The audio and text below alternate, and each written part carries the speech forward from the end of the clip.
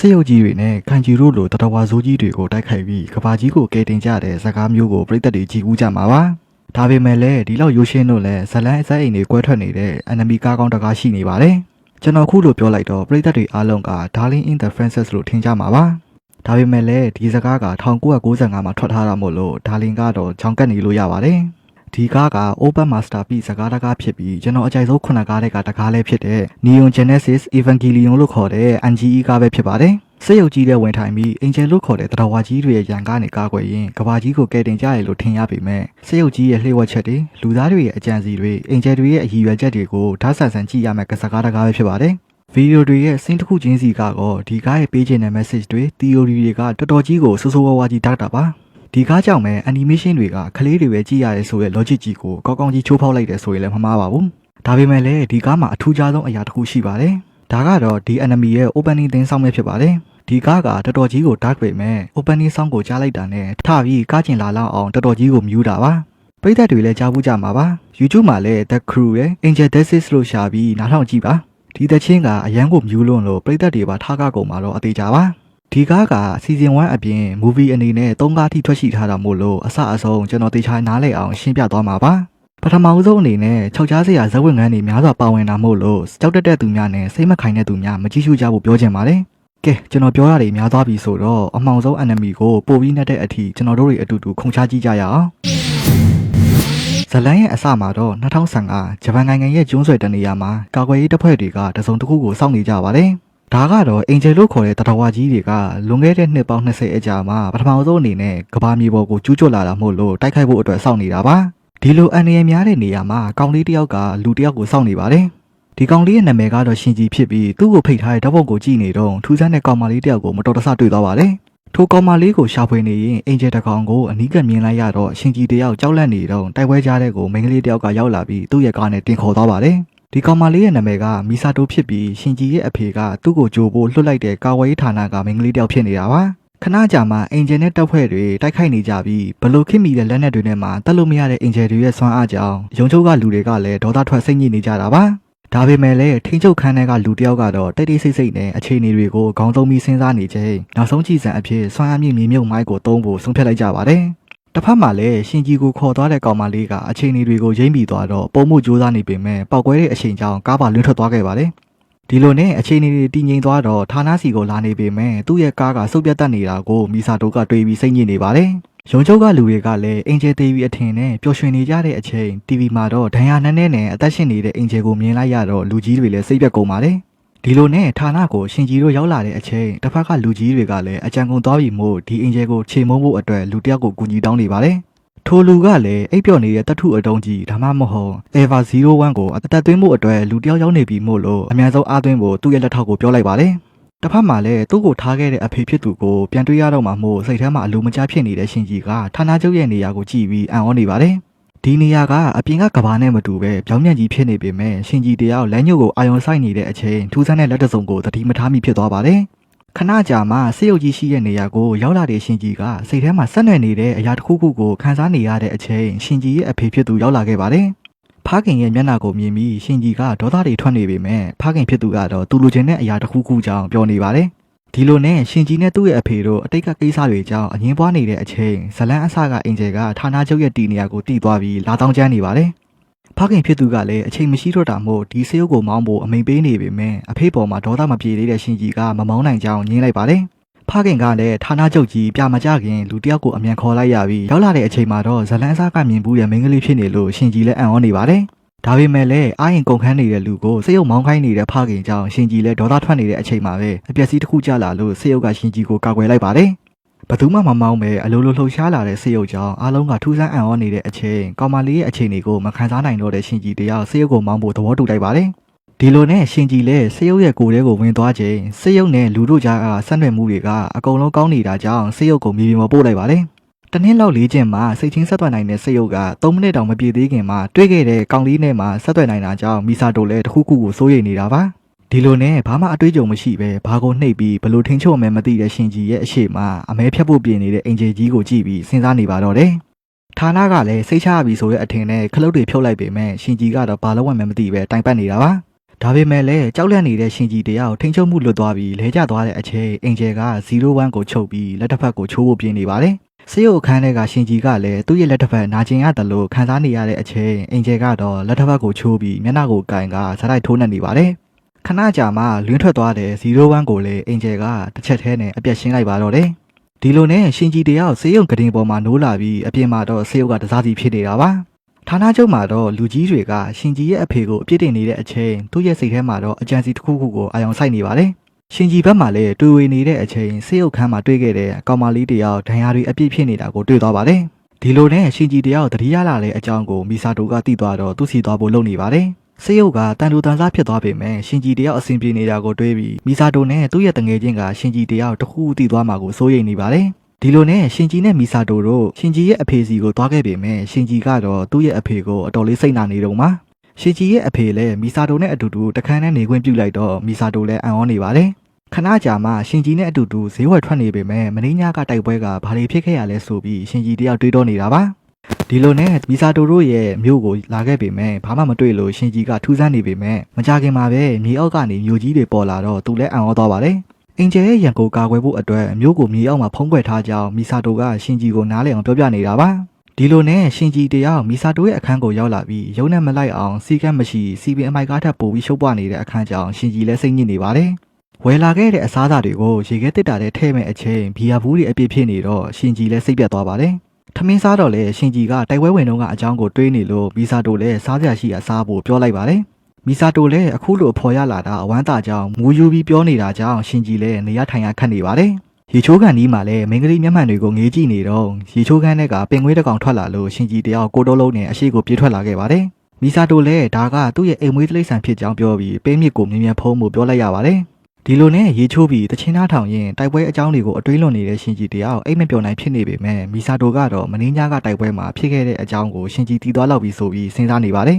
ဒီလိုနဲ့ရှင်ကြီးတယောက်စဉ်းစားရာကနေမင်းညကတိုက်ပွဲရဲ့ပုံရိပ်တချို့ကိုသတိရသွားပါတယ်မင်းညကရှင်ကြီးတယောက်သတိမမေ့ခင်01ကဒဏ်ရာတွေပြင်းထန်ပြီးပြန်မထားနိုင်တော့တဲ့အချိန်ရုတ်တရက်အတန်ထွက်လာခဲ့ပါတယ်ဒါကစိတ်ရုပ်တန်မဟုတ်ပဲမကောင်းဆိုးဝါးတကောင်လို့အော်ဟစ်တန်ကြီးဖြစ်နေတော့ဌာနချုပ်ကလူတွေကလည်းထူးဆန်းနေကြပါတယ်ထိုအချင်းစိတ်ရုပ်နဲ့မတူတော့တဲ့01ကရုတ်တရက်လူတယောက်လိုပြင်းဝင်ပြီးတိုက်ခိုက်လိုက်လို့အင်ဂျယ်လည်းလွင့်သွားပါတယ်ခဏကြာမှအင်ဂျယ်ကြောင့်ကျိုးသွားတဲ့လက်တစ်ဖက်ကသူ့လိုပြန်ကောင်းသွားပြီးအင်ဂျယ်ရဲ့ဒိုင်းကာကိုလက်ပလာနဲ့ဆွဲဖျက်လိုက်တာ01ကအင်ဂျယ်ကိုအသေးအကျေတိုက်ခိုက်နေတာပါမခံနိုင်တော့တဲ့အင်ဂျယ်ကလည်းကိုဘိုးမဖြစ်ပြောင်းပြီး01နဲ့အတူတူဖောက်ခွဲလိုက်လို့ဌာနကလူတွေကစိုးရိမ်နေကြတဲ့အချိန်မှာပဲ01ကဘာမှမဖြစ်ပဲအသက်ရှင်ကျန်နေခဲ့ပေမဲ့ရုတ်တရက်မျက်နှာဖုံးလိုအရာတစ်ခုပြုတ်ကျသွားပါတယ်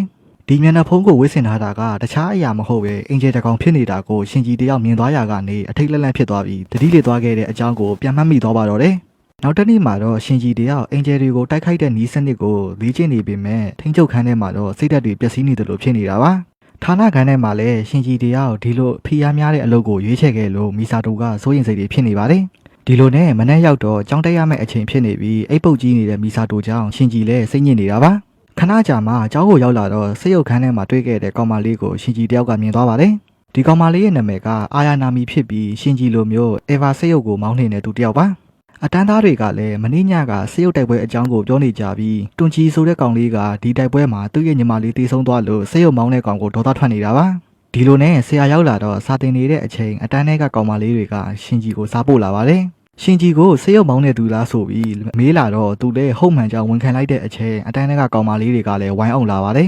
ဒီစကားတွေကိုကြားသွားတဲ့တွန်ကြီးကတော့ကြောင်းဆင်းတဲ့အချိန်ရှင်ကြီးကိုဝင်ထိုးလိုက်ပါတယ်မင်းညကတိုက်ပွဲကြောင့်သူ့ရဲ့ညီမလေးကိုဆုံးရှုံးသွားခဲ့တဲ့ဒေါသတွေဖြစ်ကြောင်းအတန်းသားကရှင်းပြနေပေမဲ့ရှင်ကြီးလည်းစိတ်ရုပ်မောင်းတဲ့တာဝန်ကသူတို့ချင်လို့လုပ်တာမဟုတ်ကြောင်းရှင်းပြနေတာပါဒါပေမဲ့လည်းဒေါသမပြေသေးတဲ့တွန်ကြီးလည်းထွက်သွားခဲ့တဲ့အချိန်တမျိုးလုံးမှာအန်ရတတိပေးအော်တန်တွေကဆူညံနေပါတယ်ထိုအချိန်အာယာနာမီကရောက်လာပြီးမြို့ထဲကိုအင်ဂျယ်တကောင်ဝင်လာပြီးမို့လို့ထိချုပ်ခန်းထဲကိုအမြန်လာဖို့ခိုင်းလိုက်ပါတယ်ဌာနချုပ်မှာလည်းတိုက်ပွဲဖြစ်တော့မှမို့လို့မြို့တော်ကိုမြေအောက်ဘက်ကိုရွှေ့ပြီးအေဗာစိတ်ရုပ်တွေကိုလွတ်တင်ဖို့ပြင်ဆင်နေတာပါအန်ရကင်းစခန်းမှာလည်းရှင်ကြီးတို့ပြဿနာရှာခဲ့တဲ့ကောင်လေးတွေကတိုက်ပွဲဖြစ်တော့မဲ့နေရာကိုဗီဒီယိုကြည့်ဖို့လိုင်းဖမ်းနေပါတယ်ဒီလိုနဲ့လိုင်းမရတဲ့သူတို့တွေလည်းအနီးကပ်သွားကြည့်ကြမယ်ဆိုပြီးလှိဝက်စခန်းကနေပြေးထွက်လာကဗီဒီယိုရိုက်ဖို့ပြင်နေပါတယ်တစ်ဖက်ကရှင်ကြီးကလည်းအကြောင်းကအဖြစ်ပြက်ကြောင်စိတ်ထဲမှာမလုံမလဲဖြစ်နေတာပါဒါပေမဲ့လည်းစိတ်ကိုပြင်ဆင်ပြီးမြေပေါ်ကိုရှင်ကြီးတယောက်ရောက်လာခဲ့တဲ့အချိန်သူနဲ့တိုက်ရမယ့်အင်ဂျယ်ကလေပေါ်ပြန်နိုင်တဲ့ကောင်ဖြစ်နေတော့ရှင်ကြီးလည်းတိုင်ပတ်ပါတော့တယ်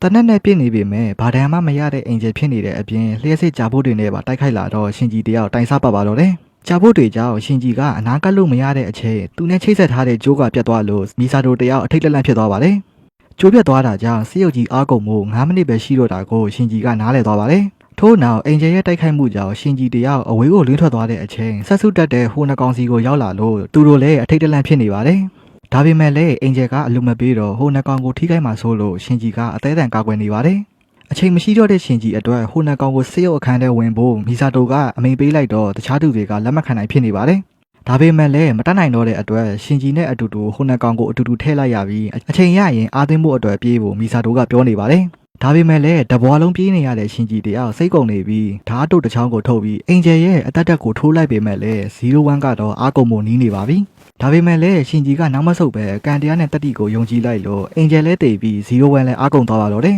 ။ဒီလိုနဲ့အချိန်ကြီးကြာသွားတော့ရှင်ဂျီကျောင်းအသက်ရှင်သွားတဲ့ဟိုနှကောင်ကတော့ရှင်ဂျီကျောင်းမတက်လို့စိတ်ပူနေပါတယ်။တစ်ဖက်ကစားသက်ခန်းထဲမှာလည်းအာယာနာမီရဲ့စိတ်ရုပ်ကိုစမ်းသပ်နေပေမဲ့အာယာနာမီရဲ့စိတ်ချင်းဆက်သွယ်ရေးကပြတ်သွားတော့စိတ်ရုပ်ရဲ့အတွင်းထဲကအင်ဂျယ်ကစိတ်လွတ်ပြီးရှင်ဂျီရဲ့အဖေရှိတဲ့နေရာကိုတိုက်ခိုက်နေပါတယ်။ဌာနကလူတွေကလည်းအာယာနာမီရှိတဲ့ထိန်းချုပ်စခန်းကိုအန်နီယကင်းအောင်ဘေးလွတ်လိုက်ပြီးစိတ်ရုပ်ရဲ့စနစ်တွေအားလုံးကိုပိတ်ချလိုက်ပါတယ်။နောက်တစ်နေ့ရောက်တော့ရှင်ဂျီနဲ့မီဆာတိုတို့ကအင်ဂျယ်တွေရဲ့စားသက်ခန်းကိုရောက်နေပြီးမီဆာတိုရဲ့တငယ်ချင်းကထူးဆန်းတဲ့ရှာဖွေတွေ့ရှိမှုတစ်ခုကိုပြောပြနေပါတယ်။ဒါကတော့အင်ဂျယ်တွေရဲ့ DNA နဲ့ဆက်သွယ်ရေးအချက်ပြလိုင်းတွေကလူသားတစ်ယောက်နဲ့အတော်လေးတူနေကြောင်းပြောလိုက်တော့သူတို့နှစ်ယောက်လည်းအထိတ်တလန့်ဖြစ်နေပါတယ်။ထို့အချိန်ရှင်ဂျီရဲ့အဖေရဲ့လက်မှာမီးလုံတန်ရာကိုရှင်ဂျီကတွေ့သွားတော့သူတိတနာအမျိုးသမီးကိုမေးကြည့်လိုက်ကသူမှလည်းအကြောင်းစုံကိုရှင်းပြပါတယ်။မနေ့ကအာယာနာမီရဲ့စိတ်ရုပ်ကိုစမ်းသပ်နေတော့ရှင်ဂျီရဲ့အဖေကိုတိုင်အသက်ဆုံးပြီးအာယာနာမီရဲ့ထိန်းချုပ်ရေးတကားကိုလက်အပူခံပြီးဖွင့်ပေးလိုက်ကအာယာနာမီကိုကယ်တင်ခဲ့ကြောင်းပြောပြလိုက်ပါတယ်။ဒီစကားကိုကြားသွားတဲ့ရှင်ဂျီကလည်းတားဖြစ်သူကိုတော့နေကောင်းလားဆိုပြီးမမေးတဲ့လူကအာယာနာမီအတွက်လက်ပူခံပြီးကယ်တင်နေဆိုပြီးနားမလည်နိုင်ဖြစ်သွားပါတယ်။ကျောင်းမှာလည်းရှင်ဂျီရဲ့တငယ်ချင်းတွေကအာယာနာမီကိုအောင်သွယ်ပေးနေပေမဲ့ရှင်ဂျီကတော့အာယာနာမီနဲ့သူ့အဖေရဲ့ဆက်ဆံရေးအကြောင်းကိုစဉ်းစားမရဖြစ်နေပါတယ်။ဒီလိုနဲ့လေးချင်းရင်စခန်းမှာလည်းသူ့စီတောင်မလာပဲအာယာနာမီစီကိုသွားနေတဲ့အဖေကြောင့်ရှင်ဂျီတယောက်ဆုံးအပ်သွားပါတယ်။ညရောက်တော့ရှင်ဂျီတို့အိမ်မှာတောက်စားပျော်ပါနေကြပြီးမီဆာတိုရဲ့တငယ်ချင်းကလည်းအာယာနာမီရဲ့အိမ်တော့ကပ်ပြားကိုသွားပေးဖို့အကူအညီတောင်းလိုက်ပါတယ်။နောက်တစ်နေ့ရောက်တော့အာယာနာမီရဲ့အိမ်ကိုရောက်လာခဲ့ပေမဲ့လူမရှိတဲ့အတွက်ရှင်ဂျီတယောက်ကအထဲကိုဝင်လာခဲ့ပါတယ်။အိမ်ခန်းထဲကိုအရောက်မှာသူ့အဖေရဲ့မျက်မှန်ကိုမြင်သွားတော့စဉ်းစားမရဖြစ်နေတဲ့အချိန်မှာပဲအာယာနာမီကရေချိုးခန်းထဲကထွက်လာခဲ့ပါတယ်။ဒီလိုနဲ့ရှင်ဂျီစီကိုပြေးဝင်လာပြီးသူ့စီကမျက်မှန်ကိုဝင်လူရင်းနဲ့ခြေချော်ပြီးအပေါ်အောက်တွေဖြစ်ကုန်ပါတယ်။ရှင်ဂျီကရှက်နေပေမဲ့အာယာနာမီရဲ့မျက်နှာကတော့စိတ်အုပ်ထက်တောင်ပိုပြီးတောင့်တင်းနေလို့ရှင်ဂျီလည်းအထူးဆန်းနေဖြစ်နေတာပါ။တကယ်တော့လေးချင်းရင်စခန်းမှာတော့ကအသက်ဆုံးပြီးလာခဲ့တဲ့ရှင်ဂျီရဲ့အဖေကြကြံခဲ့တဲ့မျက်မှန်ကိုအာယာနာမီကအမျက်တနိုးနဲ့တင်ထားခဲ့တာပါ။ဒီလိုနဲ့သူတို့နှစ်ယောက်တူတူထိန်းချုပ်ခံဌာနကိုရောက်လာခဲ့ပြီးရှင်ဂျီရဲ့အဖေเจ้าကိုအာယာနာမီကမေးနေတဲ့အချိန်ရှင်ဂျီကတော့သူ့ရဲ့အဖေကိုမယုံကြောင်းပြောလိုက်ပါတယ်။ဒီစကားကြောင့်ပဲအာယာနာမီကဒေါသထွက်သွားပြီးရှင်ဂျီရဲ့မျက်နှာကိုလက်ဝါးတစ်စဲရိုက်နှိပ်လိုက်တော့သူလည်းနားမလည်နိုင်ဖြစ်သွားပါတယ်။အဝေးလဲကမ်းမှာလည်းရှင်ဂျီရဲ့အဖေကသူ့ကိုကယ်ခဲ့တဲ့အကြောင်းကိုစဉ်းစားပြီးကြည်နူးနေပါတယ်။ဒီလိုနဲ့သူတို့တွေစမ်းသက်လေးကျင့်နေတော့မြို့ထဲကိုအင်ဂျယ်တကောင်ဝင်လာတာကိုသတင်းပို့လာတော့စမ်းသက်နေစေအာယာနာမီကိုမလွတ်ပဲရှင်ဂျီကိုပဲမြေပြင်ပေါ်ကိုလှုပ်ဖို့ပြင်လိုက်ပါတယ်။ဒါပေမဲ့လည်းဒီအင်ဂျယ်ကထူးဆန်းနေတဲ့အပြင်ဆွမ်းအားတစ်ခုကိုစူးစီးနေကြောင်းသိသွားတော့မြေပြင်ပေါ်တက်ဖို့ပြင်နေတဲ့ရှင်ဂျီစီကိုမီဆာတိုကစိတ်ပူနေပါတယ်။ဒါပေမဲ့လည်းအချိန်နှောင်းသွားပြီးဒီဆွမ်းအားကမြေပြင်ပေါ်ကိုတက်လာတဲ့01ရဲ့ရင်ပတ်တဲ့ကိုထိသွားပြီးထိချုပ်ခန်းထဲကရှင်ဂျီလည်းအတော်လေးကိုအထိနာသွားပါတော့တယ်။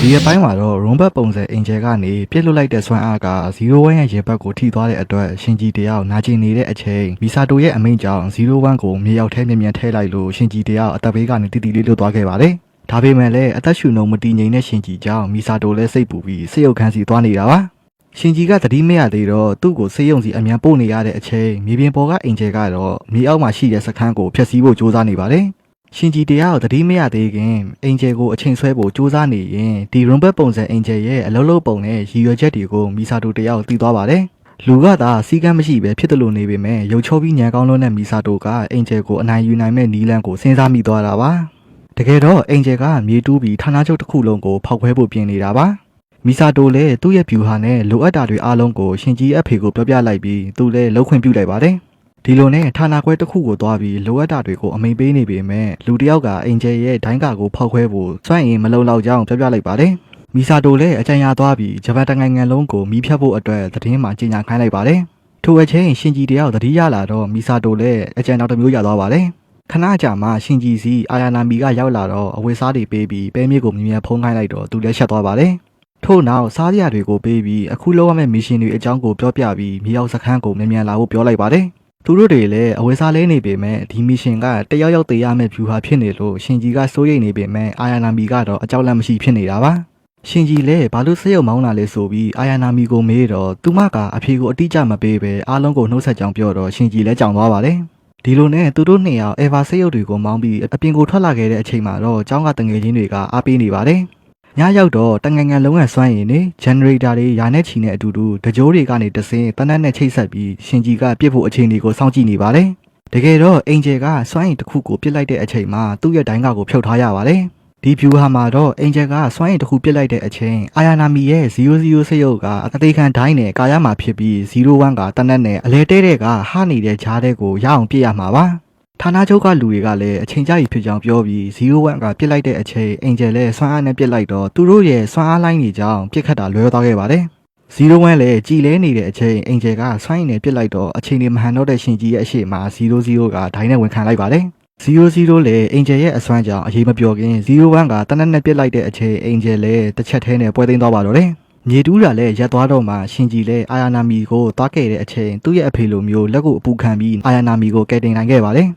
်အာယာနာမီလည်းငိုနေတဲ့ရှင်ကြီးကိုတွေ့ပြီးသူ့ရဲ့အဖေသူ့ကိုလာခဲ့တော့ကလိုမျိုးအဖြစ်ပြက်ကတူနေတော့သူလည်းပျော်ရွှင်ကြည်နူးမိသွားပါတယ်နောက်တစ်နေ့မှာတော့ကျောင်းသွားတော့မဲ့ရှင်ကြီးစီကိုမီဆာတိုတယောက်ရောက်လာပြီးစောစောစီစီဘီယာနဲ့မျက်နှာတက်နေလို့သူလည်းစိတ်ပြတ်နေပါတယ်ဒီလိုနဲ့တွန်ဂျီတို့ကရှင်ကြီးရဲ့အိမ်ကိုရောက်လာပြီးကျောင်းတူတူသွားဖို့လာခေါ်နေပေမဲ့မီဆာတိုကိုဖုန်ကြောင်နေလို့ရှင်ကြီးလည်းစိတ်ညစ်နေပါတယ်ဒီလိုနဲ့ကျောင်းရောက်တော့လေမီဆာတိုကအလန်းစားဒီဇိုင်းနဲ့ဝင်လာတဲ့အချိန်တကြောင်လုံးကကျောင်းသားတွေကဝိုင်းပြီးဖုန်ကြောင်နေကြပါတယ်အဆိုးဆုံးကတော့ရှင်ကြီးရဲ့တငယ်ချင်းတွေပါ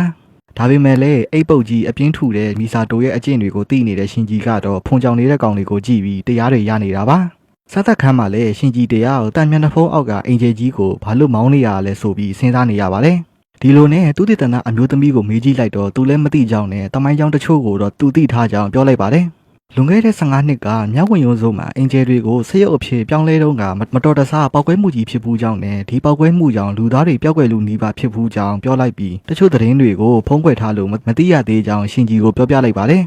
်ဒီဖြစ်စဉ်ကိုဒုတိယဖြစ်စဉ်ဆိုပြီးခေါင်းစဉ်တက်ထားတာဖြစ်ကြောင်းနဲ့တတိယအကြိမ်မျိုးမရှိအောင်သူတို့တွေကကာကွယ်နေတာဖြစ်ကြောင်းရှင်းပြလိုက်ပါတယ်ဒီလိုနဲ့နောက်တစ်နေ့ရောက်တော့အိယာကနေနိုးလာတဲ့မီဆာတိုတယောက်တသက်ရရဖြစ်နေတာကိုကြည့်ပြီးရှင်ကြီးကအံ့ဩနေတာပါဒီလိုနဲ့မီဆာတိုနဲ့သူတည်တနာမင်းကလေးတို့ကဂျပန်ကတခြားဌာနတစ်ခုကိုရောက်လာပြီးဆက်ရုပ်မိတ်ဆက်ပွဲကိုအတူတူတက်ခဲ့ပါတယ်ဒီပွဲကသိပ္ပံပညာရှင်ကိုမီဆာတိုရဲ့တငယ်ချင်းကလူဝင်စရာမလိုတဲ့ဆက်ရုပ်အကြောင်းကိုမင်းနေပေမဲ့ဆရာကြီးဌာနငန်းထဲကအေဗာဆက်ရုပ်တွေရဲ့အားနည်းချက်တွေကိုလှောင်ပြောင်နေလို့သူလည်းအတော်လေးတင်းသွားပါတယ်ဆရာသမားကယုံကြည်မှုရှိနဲ့ဘာမှမပြင်ဆင်တော့ပဲဆက်ရုပ်ကိုမောင်းနှင်ပြပေမဲ့နီးပညာချို့ယွင်းမှုကြောင့်ထိန်းချုပ်လို့မရတော့တဲ့ဆက်ရုပ်ကရှောက်သွားနေလို့အပျက်စီးတွေများလာခဲ့ပါတယ်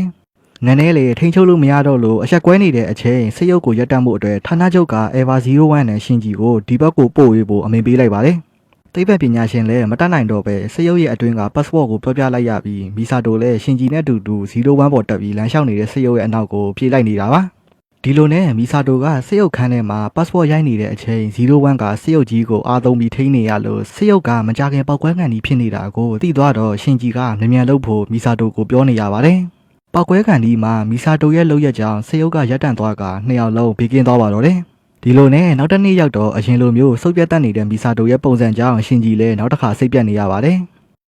မနက်ပိုင်းကိုရောက်လာတော့ရှင်ကြီးနဲ့သူ့ရဲ့တငယ်ချင်းတွေအပြင်မီဆာတိုတို့ကပင်လယ်ဘက်ကိုသွားဖို့လုပ်နေပါတယ်ရှင်ကြီးကလည်းသွားရတဲ့အကြောင်းကြီးကိုမေးကြည့်တော့လူတယောက်စီသွားမှဖြစ်ကြောင်းပြောလိုက်တော့ရှင်ကြီးလည်းအထူးဆန်းနေဖြစ်နေတာပါဒီလိုနဲ့သူတို့ရဲ့ရဟတ်ရင်ကတင်မောစီကိုရောက်လာတဲ့အချိန်လူတယောက်ကသူတို့ကိုစောင့်ကြည့်နေပါတယ်ရောက်လာတဲ့ရှင်ကြီးတို့ကိုမင်းကလေးတယောက်ကလာနှုတ်ဆက်နေတဲ့အချိန်လေတိုက်ပြီးအဝေးစလန်သွားလို့ရှက်ရှက်နဲ့အားလုံးကိုလက်ဝါးတစ်စိတ်ရိုက်လိုက်ပါတယ်။ဒီကောင်မလေးကတော့မာနာခဲလေးအာဆူကာဖြစ်ပြီး Eva 02ကိုမောင်းနေတဲ့သူတယောက်ပါ။အာဆူကာလည်းသူ့လို Eva 6ကိုမောင်းတဲ့ရှင်ကြီးကိုကြည့်ပြီးဝေဖန်နေတာပါ။ခဏကြာမှတင်မောကပတိန်စီကိုသွားတဲ့အချိန်သူ့ထက်ယာယိုကြီးနေတဲ့မီဆာတိုကြောင့်သူတို့လည်းအထင်သေးတာမှားသွားမှန်သိသွားပါတော့တယ်။ဒါပေမဲ့လည်းကပတိန်ကကဘာကြီးကိုကယ်တင်နေတဲ့သူတွေကကလေးတွေဖြစ်နေလို့နေရာမရသူလိုဖြစ်နေတဲ့သူတို့တွေကစိတ်ပြတ်နေတာပါထိုအချိန်တင်မောကန်းထဲကိုခန်ကြီးဆိုတဲ့လူတယောက်ရောက်လာလို့မီဆာတိုကအထိတ်တလန့်ဖြစ်သွားပါတယ်ခန်ကြီးကတော့မီဆာတိုနဲ့တငယ်ချင်းအရင်ကြီးတွေဖြစ်နေပြီးအာဆူကာကြိတ်ပြီးသဘောကျရတဲ့သူတယောက်ဖြစ်နေတာပါခ ခဏကြာမှခန်ဂျီကမီဆာတိုရဲ့မကောင်းကြောင်းတွေကိုပြောနေတဲ့အပြင်အေဗာဆေးရုပ်ကိုမလေးချင်းမဲ့မောင်းနေနိုင်တဲ့ရှင်ဂျီကိုပါချီးကျူးနေတော့ဘေးကအာဆူကာကမနာလိုဖြစ်နေပါတယ်ဘဝင်မကျဖြစ်နေတဲ့အာဆူကာကရှင်ဂျီကိုခေါ်ပြီးသူ့ရဲ့အေဗာဆေးရုပ်ရှိတဲ့နေရာကိုခေါ်ပြီးကြွားနေတဲ့အချိန်ရုတ်တရက်ပောက်ကွဲမှုတစ်ခုကြောင့်သူတို့လည်းအံ့ဩသွားပါတယ်ဒီလက်ချက်ကအင်ဂျယ်ရဲ့လက်ချက်မဲ့ရှင်ဂျီကသတိထားမိချိန်အာဆူကာကတော့ဒါကအခွင့်အရေးတစ်ခုလိုမြင်ပြီးတိုက်ပွဲဝင်မှုအတွက်ဝေစားလဲနေတာကိုဆရာသမားရှင်ဂျီကတော့တွားချောင်းကြည့်နေလို့ထပ်အောင်လိုက်ရပါတယ်နောက်ပြီးသူ့ရဲ့ဝစ်စုံကိုရှင်ဂျီကိုပေးဝဲလိုက်ပေမဲ့မင်းကလေးဆိုင်ဖြစ်နေတော့သူလည်းတိုင်ပတ်ပါတော့တယ်တစ်ဖက်ကကပတိန်ကလည်းအင်ဂျယ်တွေကိုလက်နက်နဲ့တိုက်ခိုက်နေပေမဲ့မီဆာတိုကတော့လက်နက်တွေကိုဖြုံးတီးနေမှန်းသိနေပါတယ်ရှင်ဂျီဘက်မှာလည်းဆေးရုပ်ခန်းထဲမှာနှစ်ကောင်သားကကိုက်နေကြပြီးနောက်ဆုံးတော့အာသွင်းကျိုးရှိမဲ့နေရာကိုသွားဖို့အတွက်တင်မောတွေပေါ်ခုန်တက်နေလို့ကပတိန်ကတော့တွေးတိုးနေရပါတယ်ဒါပေမဲ့လည်းအင်ဂျယ်ကိုရင်ဆိုင်ဖို့အတွက်ဓာတ်တို့တစ်ချောင်းပဲရှိတဲ့အပြင်အင်ဂျယ်ကတင်မောပေါ်ကိုခုန်တက်လာလို့ဓာတ်ပါလွတ်ကျသွားပါတယ်ထို့နောက်စိတ်ရုပ်ကိုအင်ဂျယ်ကကိုက်ပြီးရေရောက်ကိုဆွဲချသွားတော့မီဆာတိုလည်း viewer အမြန်စဉ်းစားနေရတဲ့အချိန်ခန်ဂျီကတော့ကိုလိုယုံပြီးထွက်ပြေးသွားတာကိုမြင်ပြီးသူမှလည်းပြောစရာစကားတွေပြောနေပါတယ်ရေအောက်မှာလည်းအင်ဂျယ်ရဲ့ပါဇက်ထဲရောက်နေလို့တိုင်ပတ်နေတဲ့နှစ်ယောက်ကိုလည်းမီဆာတိုကအင်ဂျယ်ရဲ့ပါဇက်ကိုရအောင်ဖွင့်ဖို့အမိန့်ပေးလိုက်ပါတယ်ရှင်ဂျီလည်းစိတ်ရုပ်ရဲ့နောက်ဆုံးအားကိုသုံးပြီးအင်ဂျယ်ရဲ့ပါဇက်ကိုဖွင့်လိုက်တဲ့အချိန်မီဆာတိုအမိန့်ပေးထားတဲ့စစ်သင်္ဘောနှစ်စီးကအင်ဂျယ်ရဲ့ပါဇက်ထဲကိုဝင်ပြီးအမြောက်နဲ့ထုလိုက်လို့အင်ဂျယ်လည်းရေအောက်မှာတစားစီဖြစ်သွားပါတော့တယ်ဒီလိုနဲ့ Eva 02လည်းရေပေါ်ကိုပြန်တက်လာခဲ့ပေမဲ့မင်္ဂလိဝတ်ဆောင်တဲ့ရှင်ဂျီကတော့တငယ်ချင်းတွေအရှိမရှက်နေတာပါတစ်ဖက်ကထွက်ပြေးသွားတဲ့ခန်ဂျီကလည်းရှင်ဂျီရဲ့အဖေစီကိုထူးဆန်းတဲ့ပစ္စည်းတစ်ခုလာပေးရင်အကြံစီတစ်ခုကိုလျှို့ဝှက်စွာပြောဆိုနေကြပါတယ်ဒီလိုနဲ့နောက်တစ်နေ့ကျောင်းတက်တဲ့အချိန်မာနာဂဲလေးအာဆူကာကသူတို့ရဲ့ကျောင်းကိုလာတက်လို့ရှင်ဂျီနဲ့သူ့ရဲ့တငယ်ချင်းတွေကအံ့ဩသွားပါတော့တယ်ဒီလိုနဲ့အာဆူကာကျောင်းလာပြီးနောက်ပိုင်းတကြောင်လုံးမှာပေါ်ပူလာဂဲလေးဖြစ်လာခဲ့ပြီးဒီစားစာပေးရသူတွေကတငယ်ချင်းအစ်စ်တွေပါအများကြီးရလာခဲ့ပါတယ်ရှင်ဂျီစီကိုလည်းအာဆူကာကရောက်လာပြီးစကားလာပြောနေတဲ့အချိန်00ကိုမောင်းတဲ့အာယာနာမီစီကိုရောက်လာပြီးမိဖွဲဖို့ကြိုးစားနေပါတယ်။ဌာနမှာလည်းသူတေသနာကမင်းကလေးကိုခန်ဂျီကဖုန်ကြောင်နေတဲ့အချိန်မီဆာတိုကသူတို့ကိုမြင်ပြီးစိတ်လိမ်နေတာတဲ့။ထိုအချိန်အရေးပေါ်အချက်ပေးတံတွေထွက်ပေါ်လာပြီးအင်ဂျယ်တကောင်ကျူးကျော်လာတဲ့အတွက်အေဗာတွေကိုလှုပ်ဖို့အမိန့်ပေးလိုက်ပါတယ်။အေဗာ01နဲ့02ကိုတိုက်ခိုက်ဖို့လှုပ်လိုက်ပေမဲ့အာဆူကာကတော့ရှင်ဂျီနဲ့တွဲပြီးတိုက်ခိုက်ရမှာကိုစိတ်ပြတ်နေပါတယ်။ဒီလိုနဲ့အင်ဂျယ်ရှိတဲ့နေရာကိုသူတို့တွေရောက်လာပြီး02ကအင်ဂျယ်ကိုတစ်ချက်တည်းနဲ့ရှင်းပစ်လိုက်တော့အာဆူကာကမန်တက်နေတဲ့အချိန်အင်ဂျယ်ကတေယာကနေနှစ်ကောင်ဖြစ်သွားတော့သူတို့လည်းတိုင်ပတ်သွားပါတော့တယ်ခဏကြာမှသူတို့တွေမစ်ရှင်မှာကြာဆုံးသွားတာကိုတယောက်ကိုတယောက်အပြစ်တင်နေကြတဲ့အချိန်တစ်ဖက်ကမီဆာတိုလည်းရော်ကြီးတွေနဲ့တိုင်ပတ်နေပါတယ်ဒီလိုနဲ့ရှင်ဂျီတယောက်အိမ်ကိုရောက်လာတဲ့အချိန်အာဆူကာပါရောက်နေတော့သူလည်းထူးဆန်းနေတာပါခဏကြာမှမီဆာတိုလည်းရောက်လာပြီးတိုက်ပွဲဝင်ရမယ့်ပုံစံကိုသူတို့တွေကိုသိအောင်ပြောပြနေပါတယ်ဒီအင်ဂျယ်ကနှစ်ကိုခွဲနိုင်ပေမဲ့အုံနောက်ကတစ်ခုတည်းရှိတာမို့လို့ဗျိုင်တူလှုပ်ရှားနိုင်ကြောင်းရှင်းပြပြီးအေဗာမောင်းနေတဲ့သူတွေကလည်းစိတ်ချင်းဆက်ပြီးတစ်ချိန်တည်းတစ်ခါတည်းနဲ့အပြတ်ရှင်းရမှာဖြစ်လို့ရှင်ဂျီနဲ့အာဆူကာကဒီအိမ်မှာအတူနေပြီးလေ့ကျင့်ရမှာဖြစ်ကြောင်းမီဆာတိုကအမိန့်ပေးလိုက်ပါတယ်ထို့နောက်ကျောင်းကတငယ်ချင်းတွေကရှင်ဂျီရဲ့အိမ်ကိုလာလဲခဲ့ပေမဲ့ရှင်ဂျီနဲ့အာဆူကာကတော့စိတ်ချင်းဆက်သွယ်ပြီးဗျိုင်တူလှုပ်ရှားနိုင်အောင်အကားဆက်မှာလေ့ကျင့်နေပေမဲ့နှစ်ကောင်သားကမတည့်တော့ဘာမှလုပ်လို့မရဘူးဖြစ်နေတာပါဒီလိုနဲ့အချိန်တွေတရက်ပြီးတရက်အတူတူလေးကျင်နေကြရင်တယောက်ရဲ့စိတ်ကိုတယောက်ဖက်ပြီးအတူတူလှူရှားနိုင်တဲ့အထိတိုးတက်လာခဲ့ပါတယ်။တစ်ဖက်ကဌာနမှာလည်းမီဆာတိုနဲ့ခန်ဂျီတို့ကအကျဉ်းသားတွေဖလဲနေပေမဲ့ဘယ်အရာမှအလေးနဲ့မထားတဲ့ခန်ဂျီကြောင့်မီဆာတိုလည်းစိတ်တုန်နေတာပါ။တခြားတစ်ဖက်မှာလည်းရှင်ဂျီအိတ်နေတဲ့နေရာကိုအာဆူကာရောက်လာပြီးအိတ်နေတဲ့သူမရဲ့နှကန်းကိုကြည့်ပြီးရှင်ဂျီကခိုးနှမ်းဖို့လုပ်နေတဲ့အချိန်အမေကိုသတိရနေတဲ့အာဆူကာရဲ့စကားကြောင့်သူလည်းဝေးရဲ့နေရာမှာပြောင်းအိတ်လိုက်ပါတယ်။ဒီလိုနဲ့တိုက်ပွဲနေ့ကိုရောက်လာတဲ့အချိန်တိတိကျကျလေးကျင့်ထားတဲ့ရှင်ဂျီနဲ့အာဆူကာတို့ကအတွဲညီညီတိုက်ခိုက်နေပြီးနောက်ဆုံးပွဲသိမ်းတိုက်ကွက်နဲ့အင်ဂျယ်ကိုရှင်းပြလိုက်နိုင်ပေမဲ့ post ကောင်းကောင်းမရလို့သူတို့နှစ်ကောင်နဲ့တမျိုးလုံးကြားအောင်ရန်ဖြစ်နေလို့ဌာနကလူတွေကလည်းစိတ်ညစ်နေပါတယ်။နောက်တစ်နေ့မှာတော့အာဆူကာနဲ့ခန်ဂျီတို့ကမြို့ထဲမှာရှောက်လည်နေပြီးပျော်ရွှင်နေကြပါတယ်။ကျောင်းမှာလေးလာရီခကြီးအတွက်ကန်းကြီးကိုခကြီးသွားမှာဖြစ်လို့ရေကူးဝစ်စုံဝင်နေပေမဲ့အိမ်ရောက်တော့ကျောင်းခကြီးမသွားဖို့မီဆာတိုကအမိန့်ပေးလိုက်ပါတယ်။ဒီအမိန့်ကိုအာဆူကာကမကျေနပ်ပေမဲ့ရှင်ဂျီကတော့အေးဆေးဖြစ်နေတာကိုကြည့်ပြီးပို့ပြီးဒေါသထွက်သွားပါတယ်။အကြောင်းကခရီးထွက်နေတဲ့အချိန်မတော်တဆအင်ဂျယ်တကောင်ရောက်လာခဲ့ရင်တိုက်ခိုက်ဖို့အတွက်လူမရှိမှဆိုလို့ဌာနမှာပဲနေခိုင်းတာပါ။ဒီလိုနဲ့အကြောင်းကတငယ်ချင်းတွေကခရီးထွက်သွားတဲ့လေရင်ကိုသူတို့နှစ်ယောက်ငေးကြည့်နေရပြီးဌာနမှာလည်းလူတွေကဘာမှလုပ်စရာမရှိပဲအေးဆေးဖြစ်နေပါတယ်။တစ်ဖက်မှာလည်းကန်းချီမသွားရတဲ့အာဆူကာကဌာနမှာရေကူးဖို့ပြင်နေတာကိုရှင်ဂျီကမျက်လုံးကျုံ့မတ်တဲ့ချောင်းကြည့်နေပါတယ်။ခဏကြာမှမီးတောင်အောက်မှာအင်ဂျယ်တကောင်ရှိနေကြောင်းသတင်းရလာတော့မစ်ရှင်စဖို့အတွက်မီဆာတိုကအမိန့်ပေးလိုက်ပါတယ်။မီးတောင်အောက်အထိသွားရမှာမို့လို့ဒီတာဝန်ကိုအာဆူကာကိုပေးလိုက်တာကြောင့်သူမှလည်းပျော်နေပေမဲ့အပူဒဏ်ကာကွယ်တဲ့ဝစ်စုံကြောင့်အာဆူကာတယောက်စိတ်ပြတ်နေပါတယ်။သူ့ရဲ့ဝစ်စုံတွေမကပဲစိတ်ရုပ်ကပါဘူပေါင်းကြီးလိုဖြစ်နေလို့အာဆူကာကပိုပြီးစိတ်ညစ်သွားပါတော့တယ် ခဏကြာမှအာဆူကာကမီးတောင်အောက်ကိုဝင်ပြီးအိပ်ပျော်နေတဲ့အင်ဂျယ်ကိုအရှင်ဖမ်းဖို့ကြိုးစားနေပေမဲ့အင်ဂျယ်ကရုတ်တရက်နိုးလာတာကြောင့်အာဆူကာလည်းတိုင်ပတ်ပါတော့တယ်ချော်ရည်ပူတွေအောက်မှာရေကူးနေတယ်လို့မျိုးမြန်နေတဲ့အင်ဂျယ်ကြောင့်အာဆူကာကတယောက်အခက်တွေ့နေတဲ့အချိန်ရှင်ဂျီကတိုက်ခိုက်ဖို့အတွက်ဓာတ်ချောင်းကိုချော်ရည်ထဲပစ်ချပေးလိုက်ပါတယ်အာဆူကာလည်းခန်းကြီးပစ်ချပေးလိုက်တဲ့ဓာတ်ကိုအရယူပြီးတိုက်ခိုက်နေပေမဲ့အင်ဂျယ်ကဗဇက်နဲ့ကိုက်နေတာကြောင့်ပြဿနာတက်နေတဲ့အချိန်အပူရဲဆန့်ကျင်ဘက်အေးအေးတန်းငွေကိုလှုပ်ပေးဖို့ဌာနကိုအကြောင်းကြားလိုက်ပါတယ်အေးတန်းငွေကအင်ဂျယ်ရဲ့ဗဇက်ထဲကိုဝင်သွားတော့မှဓာတ်နဲ့တိုက်ခိုက်ပြီးအနိုင်ယူလိုက်တဲ့အချိန်ဆွဲတင်ထားတဲ့ကြိုးကပြုတ်ကျပြီးအာဆူကာတယောက်ချော်ရည်ထဲနှင်းဝင်တော့မယ့်အချိန်ရှင်ဂျီတယောက်ချော်ရည်ထဲဆင်းပြီးအာဆူကာကိုကယ်တင်လိုက်နိုင်ခဲ့ပါတယ်ဒီရက်ပိုင်းမှာတော့ Eva 00ကိုစမ်းသပ်စစ်ဆေးရေးလုပ်နေပေမဲ့ဒီစိတ်ရုံမှာကိုယ်ပိုင်အသိစိတ်ရှိနေလို့ထိန်းချုပ်လို့မရဖြစ်နေတဲ့အတွက်ဌာနကလူတွေကလည်းကောင်းစားနေကြပါတယ်ဒီလိုမျိုးတိုင်ပတ်နေတဲ့အချိန်မှာမီးပြတ်သွားလို့ဌာနကလူတွေအားလုံးကလည်းအထူးဆန်းနေဖြစ်သွားပါတယ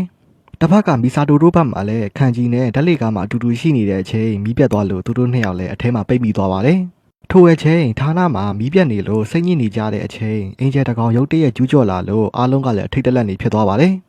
Eva စရုပ်တွေကိုလှုပ်ဖို့အရေးပေါ်ဖုံးဆက်ပေမဲ့မီးပြတ်နေလို့သူတို့တွေလည်းတိုင်ပတ်နေတဲ့အချိန်တစ်ဖက်ကရှင်ဂျီတို့အုပ်စုကလည်းယထာဂိတ်မှာမီးပြတ်နေလို့ဘယ်သွားမယ်မသိပဲတောင်းတင်နေတာပါအရေးပေါ်ဖုန်းတွေကလိုင်းတွေကပါအားလုံးပြတ်တောက်သွားလို့ရှင်ဂျီတို့ကအရေးပေါ်တကားကနေတဆင်းဌာနကိုသွားဖို့လုပ်နေပါတယ်ဌာနမှာလည်းမီးပြတ်နေတဲ့အတွက်ကျွန်တော်တို့နိုင်ငံရဲ့ရိုးရာအတိုင်းဖျောင်းတိုင်နဲ့ရက်တောင်တွေကိုစောင့်ထားနေရတဲ့အချိန်တစ်ဖက်ကဓာတ်လေကားမှာပိတ်မိနေတဲ့ဗီဇာတိုတို့ကလည်းမမြင်ချင်တဲ့မျက်နှာတွေကြောင့်စိတ်ညစ်နေတာပါရှင်ဂျီတို့ဘက်မှာလည်းမြေအောင်လန်းကိုလာတဲ့လမ်းမှာအင်ဂျယ်ရောက်လာတယ်ဆိုတဲ့သတင်းကိုကြားတော့နီးစက်ရတကားစီကိုခက်ခက်ခဲသွားနေပြီးတကားတစ်ချက်ကိုဖွင့်လိုက်တော့ပင်းကူလိုအင်ဂျယ်ကြီးနဲ့တဲ့တိုးသွားလို့အာဆူကလည်းတကားကိုအမြန်ပိတ်လိုက်ရပါတယ်တစ်ဖက်ကဌာနမှာလည်းအပြင်ကနေရောက်လာတဲ့ဝန်ထမ်းတစ်ယောက်ကအင်ဂျယ်ကစခန်းအောက်ကိုရောက်နေပြီဖြစ်ကြောင်းပြောတော့ရှင်ဂျီရဲ့အဖေကလည်းအေဖာဆေးရုပ်တွေဝင်နိုင်အောင်ထိန်းချုပ်ရေးတကားကိုလူအားနဲ့လှုပ်ဖို့အမိန့်ပေးလိုက်ပါတယ်ရှင်ဂျီရဲ့အဖေကတခြားလူတွေနဲ့အတူတူစူးစမ်းပြီးလုပ်နေတဲ့အချိန်ရှင်ဂျီတို့အုပ်စုကလည်းလေဝင်ပေါက်ကနေဌာနစီကိုရောက်လာခဲ့ပါတယ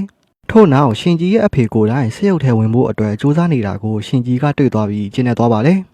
ထို့နောက်ရှင်ဂျီတို့တွေအားလုံးကအေဗာဆေးရုပ်ထဲကိုဝင်ပြီးတဲ့နောက်မီးပြတ်နေလို့ဆေးရုပ်တွေကကိုအားကိုပြီးတကားတွေပလက်တွေကိုကိုယ်တိုင်ဖြုတ်နေရတာပါ။အေဗာဆေးရုပ်တွေလည်းမြေပေါ်ကိုတက်ဖို့အတွက်လိုင်ကောင်းကိုတွားသွားပြီးအမြေပေါ်ကိုကိုယ့်ရုပ်ကာယတက်နေတဲ့အချိန်အင်ဂျယ်ကအပေါက်ဝါကနေရက်ပြီးမျက်လုံးကနေမျက်ရည်တွေလောင်ချနေပါတယ်။ဒီမျက်ရည်တွေကတန်တွေကိုတော့အရေးပြောစေတဲ့အတွက်ရှင်ဂျီတို့လည်းအပေါ်တက်ဖို့တိုင်ပတ်နေတာပါ။တနက်ကလည်းအောက်ကျနေတဲ့အတွက်တယောက်ကသွားယူရမယ့်အချိန်တယောက်ကအဆစ်မျက်ရည်တွေကိုခံပေးဖို့လိုနေပါတယ်။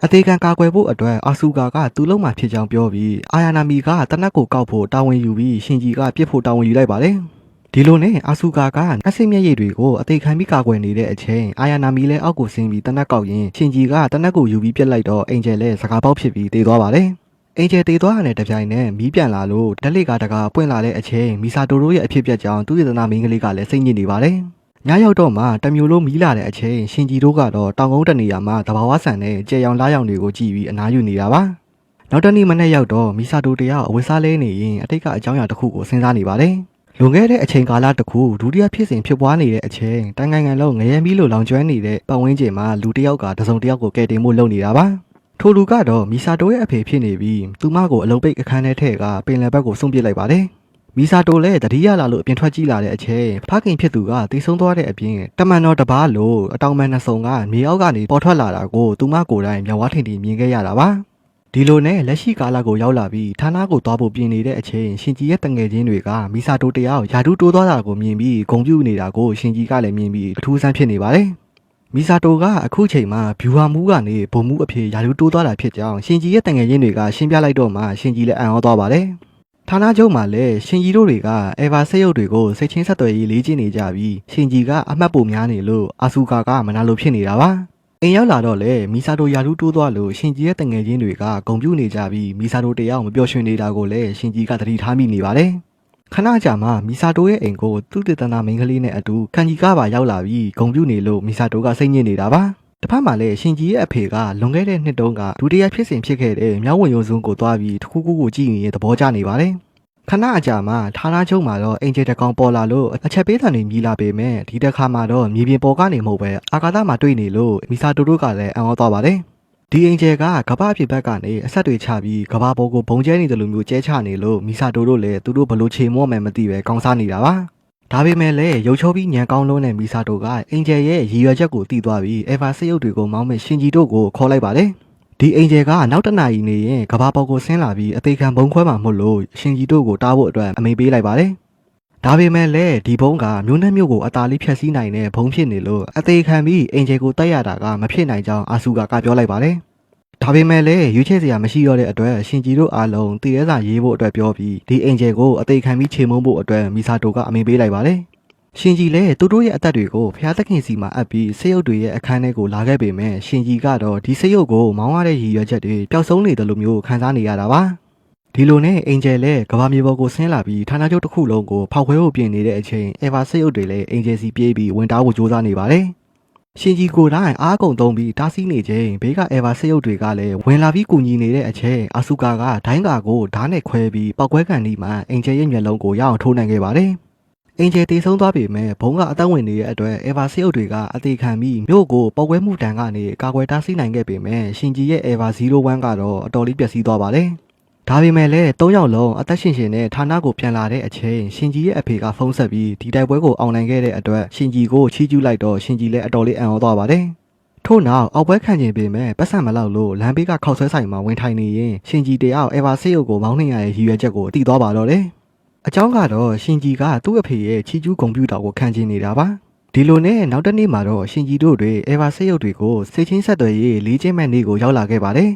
ဒါပေမဲ့လည်းစက်ပစ္စည်းကရိယာတွေမပါဘဲတဘာဝအတိုင်းထိန်းချုပ်ရမှာဖြစ်လို့ဒါကအန္တရာယ်များနိုင်ကြောင်းမီဆာတိုကသတိပေးနေပေမဲ့ရှင်ကြီးရဲ့တငယ်ချင်းကတော့ယုံကြည်မှုအပြည့်ရှိနေတာပါတဘာဝဆိုတဲ့အတိုင်းဝိနေကြအကူဝိဆုံတွေတခုမှမပါဘဲကိုတိုးလုံးနဲ့စမ်းသက်ရလို့အာဇူကာကကွန်မလေးတက်နေပါတယ်စမ်းသက်ခန်းမှာလည်းစရုပ်တွေရဲ့တန်ချက်ကာတွေအကုန်ဖြုတ်ပြီးစိတ်ချင်းဆက်သွယ်ကြည့်ရမှာအစာပိုင်းကအဆင်ပြေနေပေမဲ့ရုပ်တရက်အင်ဂျယ်တွေရဲ့ကိုယ်ပိုင်အသိစိတ်တွေကြောင့်ထိန်းချုပ်ရခက်ခဲနေပါတယ်။ထို့နောက်အင်ဂျယ်တွေကတကောင်ကစခန်းကိုတိုက်ခိုက်ဖို့လုပ်နေလို့သူ့ရဲ့လက်တစ်ဖက်ကိုအရေးပေါ်ဖျက်လိုက်ရပေမဲ့အင်ဂျယ်တွေရဲ့ကိုယ်ပေါ်မှာရှိတဲ့ virus တွေကြောင့်ဌာနတစ်ခုလုံးအရေးပေါ်အချက်ပေးတံတွေထွက်ပေါ်လာခဲ့ပါတယ်။ဌာနမှာရှိတဲ့တကားတွေအားလုံးကိုပိတ်ချလိုက်ပြီးမဲ့ virus ကထိန်းချုပ်ရခက်ခဲနေလို့သူတည်တနာမင်းကလေးကပင်မကွန်ပျူတာနဲ့ချိတ်ဆက်ထားတဲ့အင်ဂျယ်ရဲ့အုံနောက်နဲ့ virus ကိုတပ်ဖို့အကြံရသွားပါတယ်။သူတေသနာမင်းကလေးကလည်းလျှို့ဝှက်စခန်းထဲကအင်ဂျယ်ရဲ့အုံနောက်ကိုကွန်ပျူတာနဲ့ချိတ်ဆက်ပြီး virus ကိုတပ်ဖို့ကြိုးစားနေပေမဲ့ထို virus ကမျိုးရိုးဗီဇပြောင်းလဲသွားပြီးဌာနချုပ်တစ်ခုလုံးကိုကူးစက်ခံဒီမှာလက်မှတ်တင်လေးကဲတင်နိုင်သွားတော့ဌာနတစ်ခုလုံးကပျော်ရွှင်သွားပါတယ်။ဒါပေမဲ့လည်းရှင်ကြီးတို့ကတော့ကိုတိုးလုံးကြီးနဲ့ပင်လယ်ဘက်ကိုမျောနေတာကိုဌာနကလူတွေကသတိမထားမိဖြစ်သွားပါတယ်။ကိစ္စတွေပြီးတော့ဌာနကလူတွေကရှင်ကြီးရဲ့အဖေကိုပြဿနာရှာပေမဲ့တက်သိမ့်မတွေ့လို့အေးအေးယူလို့မရဖြစ်နေပါတယ်။တစ်ဖက်ကရှင်ကြီးတို့အုပ်စုကလည်းအေဗာဆေးရုပ်တွေနဲ့လဲလှယ်ပြီးစိတ်ချင်းဆက်သွယ်ရေးကိုလေ့ကျင့်နေပါတယ်။ရှင်ကြီးရဲ့အေဗာ01ကိုအာယာနာမီထိန်းချုပ်နေစဉ်တာမန်နဲ့မတူတဲ့ဖြစ်စဉ်တွေကိုခံစားနေရပြီးဒီကဘာကြီးကအစစ်မှန်လားပုံရိပ်ရောင်လားမသိမကွဲဖြစ်နေတာပါ။ဒါပေမဲ့လည်းအာယာနာမီကအဆူကာတို့ကပါအဆင်ပြေနေပေမဲ့အာယာနာမီရဲ့အေဗာ00ဆေးရုပ်ကိုထိန်းချုပ်နေတဲ့ရှင်ကြီးကတော့ပြဿနာဖြစ်နေပါတယ်။အတွေးထဲမှာလည်းအာယာနာမီရဲ့ပုံရိပ်တွေကိုမြင်အောင်နေရင်ရုတ်တရက်အာယာနာမီရဲ့အမောက်ဘက်ချမ်းတွေကိုပါမတော်တဆရောက်သွားတဲ့အချိန်ဆေးရုပ်အဖြစ်ပြောင်းလဲထားတဲ့အင်ဂျယ်ကကိုယ်ပိုင်အသိစိတ်ဝင်လာခဲ့ပါတယ်။အင်ဂျယ်လည်းဖြစ်တယ်လို့ဆေးရုပ်လည်းဖြစ်တဲ့ Eva 00ကစိတ်ရိုင်းတွေဝင်လာပြီးဆက်သက်ခန့်ကိုတိုက်ခိုက်ဖို့လုပ်နေပေမဲ့ဆေးရုပ်ရဲ့စနစ်တွေအားလုံးကိုပိတ်ချလိုက်လို့ရှင်ကြီးတယောက်အသက်ရှင်သွားခဲ့ပါတော့တယ်။ဆေးရုံကနေသတိရလာတဲ့ရှင်ကြီးလည်းဆေးရုပ်ခန်းထဲမှာဘာတွေဖြစ်ခဲ့ရလဲဆိုတာကိုစဉ်းစားလို့မရဖြစ်နေတဲ့အချိန်ဌာနချုပ်မှာတော့ရှင်ကြီးရဲ့အဖေကလျှို့ဝှက်အစီအစဉ်တစ်ခုကိုအကောင့်ထဲပေါ်ဖို့တိုင်ပင်နေပါတယ်။တစ်ဖက်ကအာယာနာမီလည်းဆေးရုပ်ကိုမောင်းနေရင်ထူးဆန်းတဲ့မြေရောက်ခန်းထဲကိုသွားနေတာပါတစ်ဖက်မှာလည်းဂိုဒေါင်တစ်ခုမှာခန်ကြီးကတချို့တယောက်နဲ့တွေ့ပြီးသတင်းအချက်လက်တွေမျှဝေနေပါတယ်တကယ်တော့ခန်ကြီးကအေဗာဌာနချုပ်ကိုဆဲလို့ခေါ်တဲ့ကာကွယ်ရေးအဖွဲ့နဲ့ကိုပါနှစ်ဖက်ချုံတချို့တယောက်ဖြစ်နေတာပါစာသင်ခန်းထဲမှာလည်းရှင်ကြီးကအာယာနာမီကိုကြည့်ပြီးတဖြည်းဖြည်းနဲ့သူ့ရဲ့အမေနဲ့တူလာတယ်လို့မျိုးခံစားမိနေတာပါ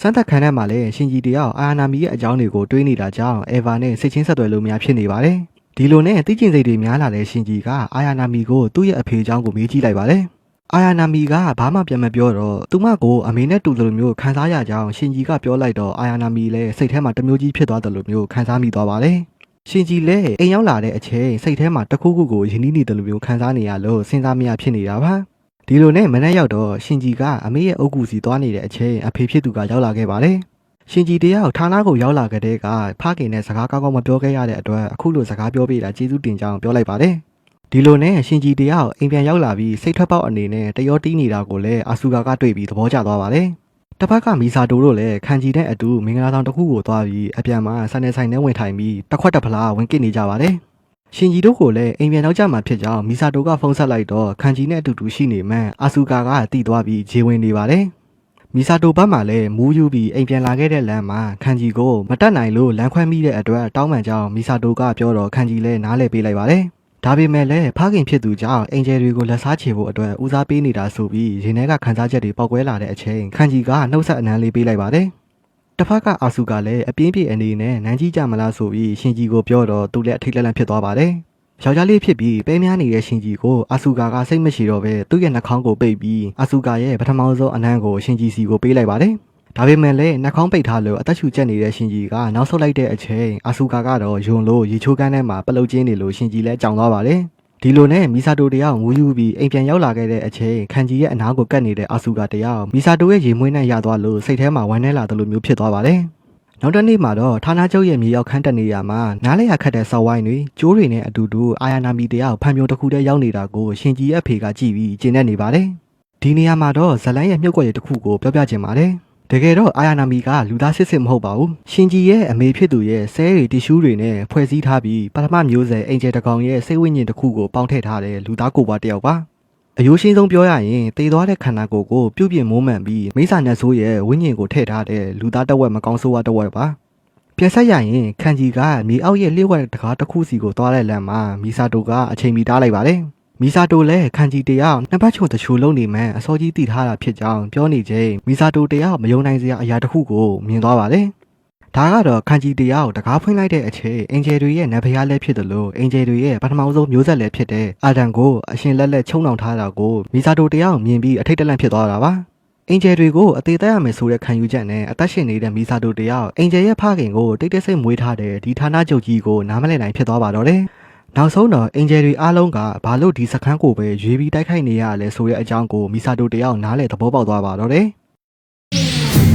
ဒီအပိုင်းမှာတော့မနက်စောစောစီစီအင်ဂျီချက်ပေးထားတဲ့မနက်စာကိုဘီယာနဲ့မြည်နေတဲ့မီဆာတိုရဲ့မနက်ခင်းကိုစတင်ထားပါတယ်အာဆူကာကတော့သူ့အလိုမကျတိုင်းရှင်ဂျီကိုထားကြိုက်နေလို့မီဆာတိုရဲ့မနက်ခင်းကတော့စူညံတန်တွေနဲ့ပွက်လောရိုက်နေတာပ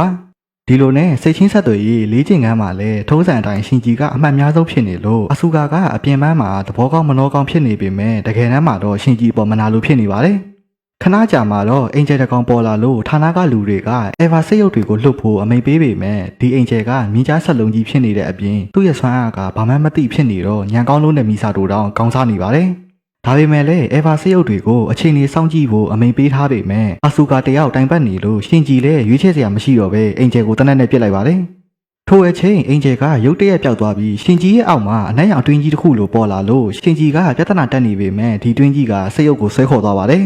ရှင်ဂျီရဲ့စိတ်ရုပ်ပျောက်ဆုံးသွားတော့သူ့ကိုကယ်ဖို့အတွက်အာဆူကာတို့ကိုအမိန့်ပေးလိုက်ပေမဲ့ဒီအင်ဂျယ်ရဲ့ဆွမ်းအားကြောင့်သူတို့တွေလည်းအသေးအတန်ထွက်ပြေးနေရပါတယ်အခြေအနေတွေကမဟန်တော့မီဆာတိုကဒီမီရှင်ကိုခဏရနာဖို့အမိန့်ပေးလိုက်ပေမဲ့ညနေဆောင်တဲ့အထိအင်ဂျယ်ရဲ့ဆွမ်းအားအလုံးလုံးပုံကိုအခုထိအပြေမရှာနိုင်ဖြစ်နေပါတယ်အာဆူကာကတော့ရှင်ဂျီပျောက်သွားတဲ့အတွက်စိတ်ထဲကဗီဇအစစ်မှန်တွေပေါ်လာပြီးပျော်ရွှင်အားရဝမ်းသာနေတာကိုအာယာနာမီကလာတာလို့သူတို့နှစ်ကောင်လည်းတိုက်ပွဲအလယ်မှာသွေးပေါင်ထားချိန်နေပါတယ်သူတေသနာမင်းကလေးဘက်မှာလည်းရှင်ဂျီကိုကယ်ဖို့အထက်ဆေးရုပ်ကိုပဲဦးစားပေးခေါ်ယူဖို့မရှင်ဆွဲနေတာကိုသိသွားတော့မီဆာတိုကစိတ်မထိန်နိုင်တော့ပဲပါရိုက်လိုက်ပါတယ်ဒီသူတေသနာမင်းကလေးကတော့အာကာကီဖြစ်ပြီးဌာနရဲ့စူပါကွန်ပျူတာကိုထိန်းချုပ်ပေးတဲ့ထိပ်တန်းအစိတ်ပညာရှင်လည်းဖြစ်တယ်လို့ဌာနချုပ်တစ်ခုလုံးမှာအာဏာရှိဆုံးလူတွေတဲကတစ်ယောက်ပါပြန်ဆက်ရရင်အာကာကီတယောက်ဒီမီရှင်ကရှင်ဂျီရဲ့အဖေကိုယ်တိုင်ရေးဆွဲထားတာဆိုပြီးပြောကသူမအနေနဲ့လည်းဘာမှမတတ်နိုင်ဘူးဆိုပြီးပြောလိုက်တော့မီဆာတိုလည်းလမ်းပြောက်သွားပါတယ်ရှင်ဂျီဘက်မှာလည်းသတိရလာတဲ့အချိန်တခြားကဘာတစ်ခုကိုရောက်နေပေမဲ့အားလုံးကဗလာနက်ထီမှောင်မဲနေပါတယ်လူကအသက်ရှင်နေပေမဲ့မကြခင်မှာအောက်ဆီဂျင်ရောစွမ်းရည်အထောက်ပံ့ကပါအကုန်လုံးမှမို့လို့ရှင်ဂျီတယောက်တိုင်ပတ်နေပါတယ်ထို့နောက်မကြခင်မှာပဲစွမ်းရည်အထောက်ပံ့တွေအကုန်လုံးကုန်သွားတော့ရှင်ဂျီတယောက်သေဆုံးဖို့နီးကပ်နေတဲ့အချိန်မသိစိတ်ကတခြားနေရာတစ်ခုစီရောက်သွားပါတယ်ဒီနေရာကတော့ယထာခန်းတွေကတနေရာဖြစ်ပြီးသူ့ရဲ့အရှိမလည်းရှင်ဂျီရဲ့ငယ်ဘွားကပုံရိပ်တစ်ခုရှိနေတာပါဒီရှင်ဂျီကအတိတ်ကဒဏ်ရာတွေကိုအစားပြန်ဖော်နေပြီးရှင်ဂျီရဲ့တိစိတ်ကတော့အတိတ်ထဲမှာပိတ်မိနေတော့ထူးဆန်းတဲ့လက်တစုံကရောက်လာခဲ့ပါတယ်ရှင်ဂျီလည်းဒီအငွေ့သက်ကိုယဉ်ဤတလူမျိုးခံစားနေရတဲ့အချိန်မတိစိတ်တနေရာမှာရှင်ဂျီရဲ့အမေပုံရိပ်တွေကိုဝိုးတိုးဝါဒမြင်လိုက်ရပါတယ်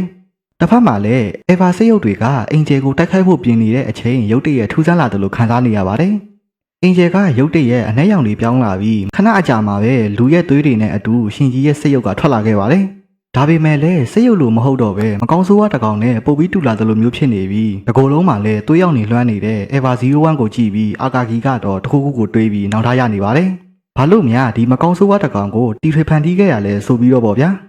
ရှင်ကြီးကတော့အသက်ရှင်ခဲ့ပေမဲ့ Eva 01ကိုဆုံးရှုံးရတော့မလို့ဖြစ်ခဲ့တာကြောင့်အထက်လူကြီးတွေစီမှာမီဆာတိုတယောက်အဆူခံနေရပါတယ်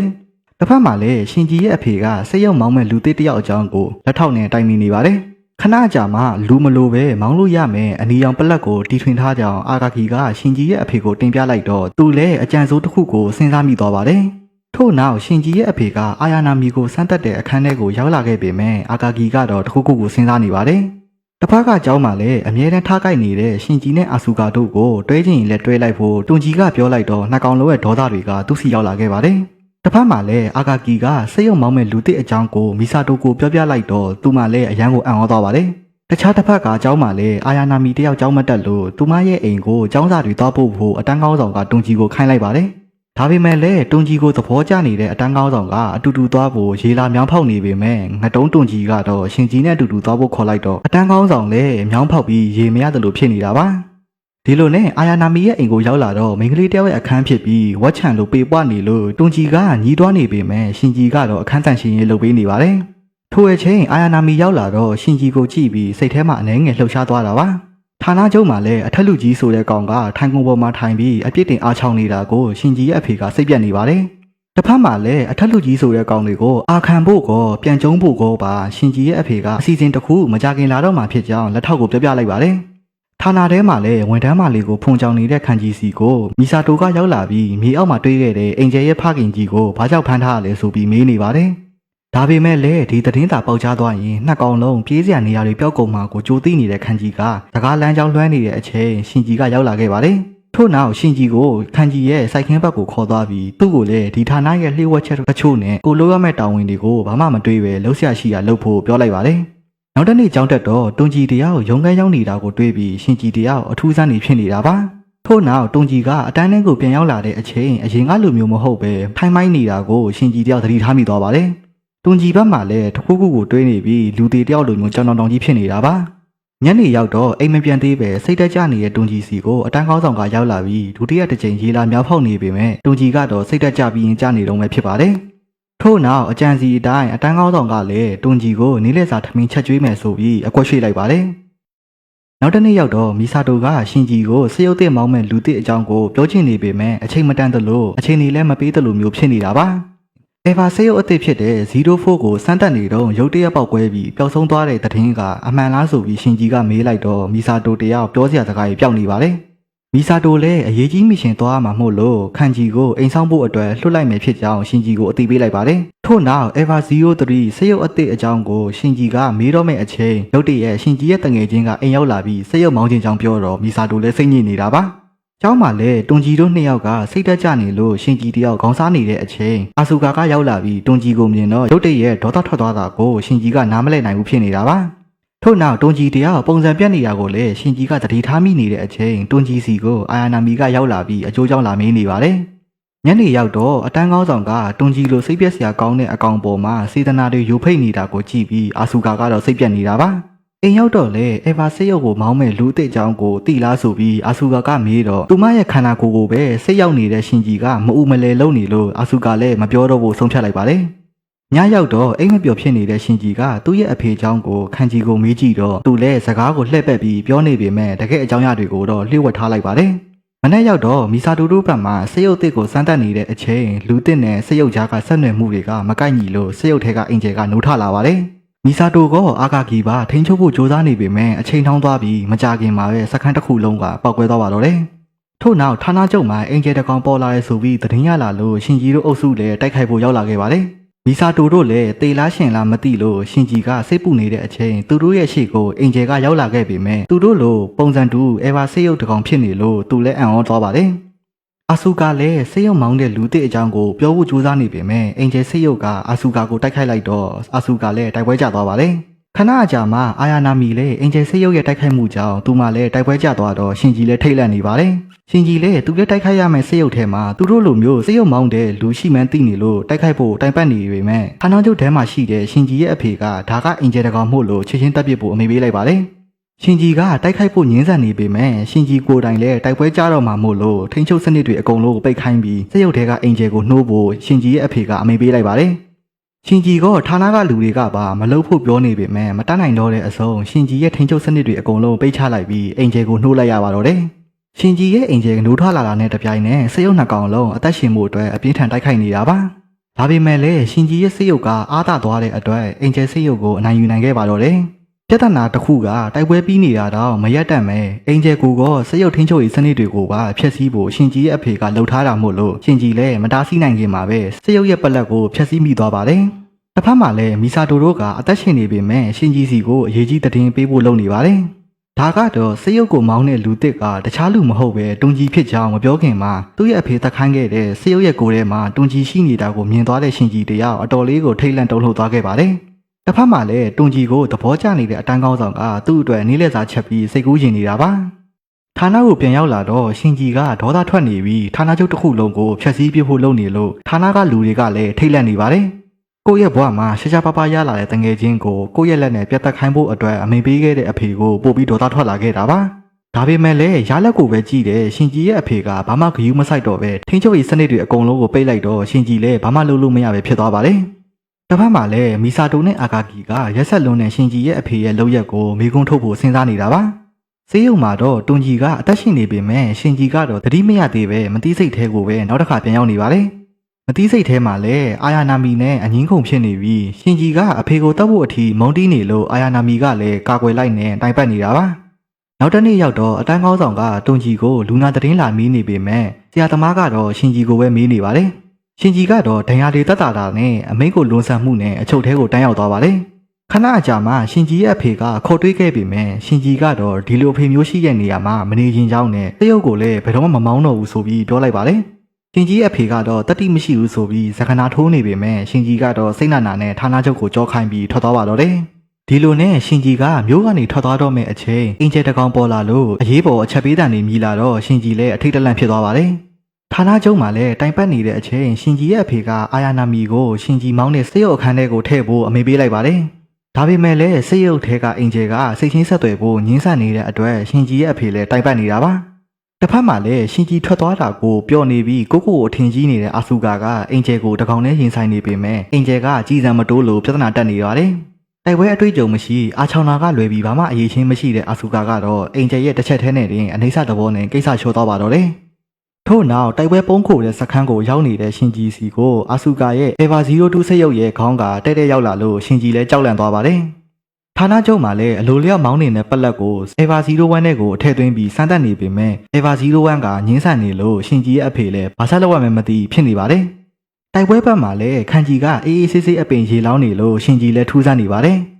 ရှင်ဂျီကလည်းမကြောက်ဘူးလားဆိုပြီးမေးတော့ခန်ဂျီကနောက်ဆုံးအချိန်မှာကိုလုံးသိန်းတဲ့အလုပ်ကိုလုပ်နေတာမို့လို့တေဖို့မကြောက်တော့ကြောင်းပြောပြလိုက်ပါတယ်။ဒါကိုကြားတော့ရှင်ဂျီလည်းတိုက်ပွဲတိုင်းမှာတေမင်းနဲ့အချိန်ချင်းနီးစပ်ခဲ့ပေမဲ့တခါမှမကြောက်ခဲ့တဲ့အဖြစ်ကိုသတိရသွားပြီးသူချေရတဲ့သူတွေကိုကာကွယ်ဖို့အတွက်အေဗာဆေးရုပ်ရှိတဲ့နေရာစီကိုတောက်ဖို့ဆုံးဖြတ်လိုက်ပါတယ်။တစ်ဖက်မှာလည်းအာယာနာမီကတိုက်ပွဲကျသွားပြီးဌာနချုပ်လည်းပြားကြတော့မယ့်အခြေအနေဖြစ်နေလို့မီဆာတိုတို့လည်းစိုးရိမ်နေတာပါ။ထို့နောက်ရှင်ဂျီလည်းသူ့ရဲ့အဖေစီကိုရောက်လာခဲ့ပေမဲ့မန်မလျှော့သေးတဲ့အဖေကမောင်းထုတ်နေတဲ့အချိန်ရှင်ဂျီသားမကဲရင်အကုန်လုံးတေကုန်တော့မယ့်အခြေအနေမို့လို့လက်ခံလိုက်ရပါတယ်။ထို့နောက်အင်ဂျယ်ကဌာနချုပ်တဲ့အထီကိုရောက်လာခဲ့တဲ့အချိန်ရှင်ဂျီရဲ့စိတ်ရုပ်ကဝင်တားလိုက်လို့မီဆာတိုတို့လည်းအံ့ဩနေပါတယ်။ဒါပေမဲ့လည်းအင်ဂျယ်ကအစွမ်းထက်လွန်တဲ့အပြင်ရှင်ဂျီရဲ့စိတ်ရုပ်လက်တစ်ဖက်ကိုပါဆုံးရှုံးသွားတော့အခြေအနေမဟန်လို့မြေပြင်ပေါ်ကိုပို့ဖို့အတွက်ရှင်ဂျီကမီဆာတိုကိုပြောလိုက်ပါတယ်။ရှင်ဂျီတို့မြေပေါ်ရောက်လာခဲ့ပေမဲ့လည်းအင်ဂျယ်ရဲ့တိုက်ကွက်တွေကြောင့်ရှင်ဂျီလည်းသေမင်းနဲ့နီးစပ်နေပါတယ်။ရှင်ဂျီလည်းဘာမှမလုပ်နိုင်တော့ပဲသေတော့မှကိုတွေးပြီးစိတ်တက်ကြနေတဲ့အချိန်စိတ်ရုပ်ထဲကအင်ဂျယ်ကရုတ်တရက်နိုးထလာပါတယ်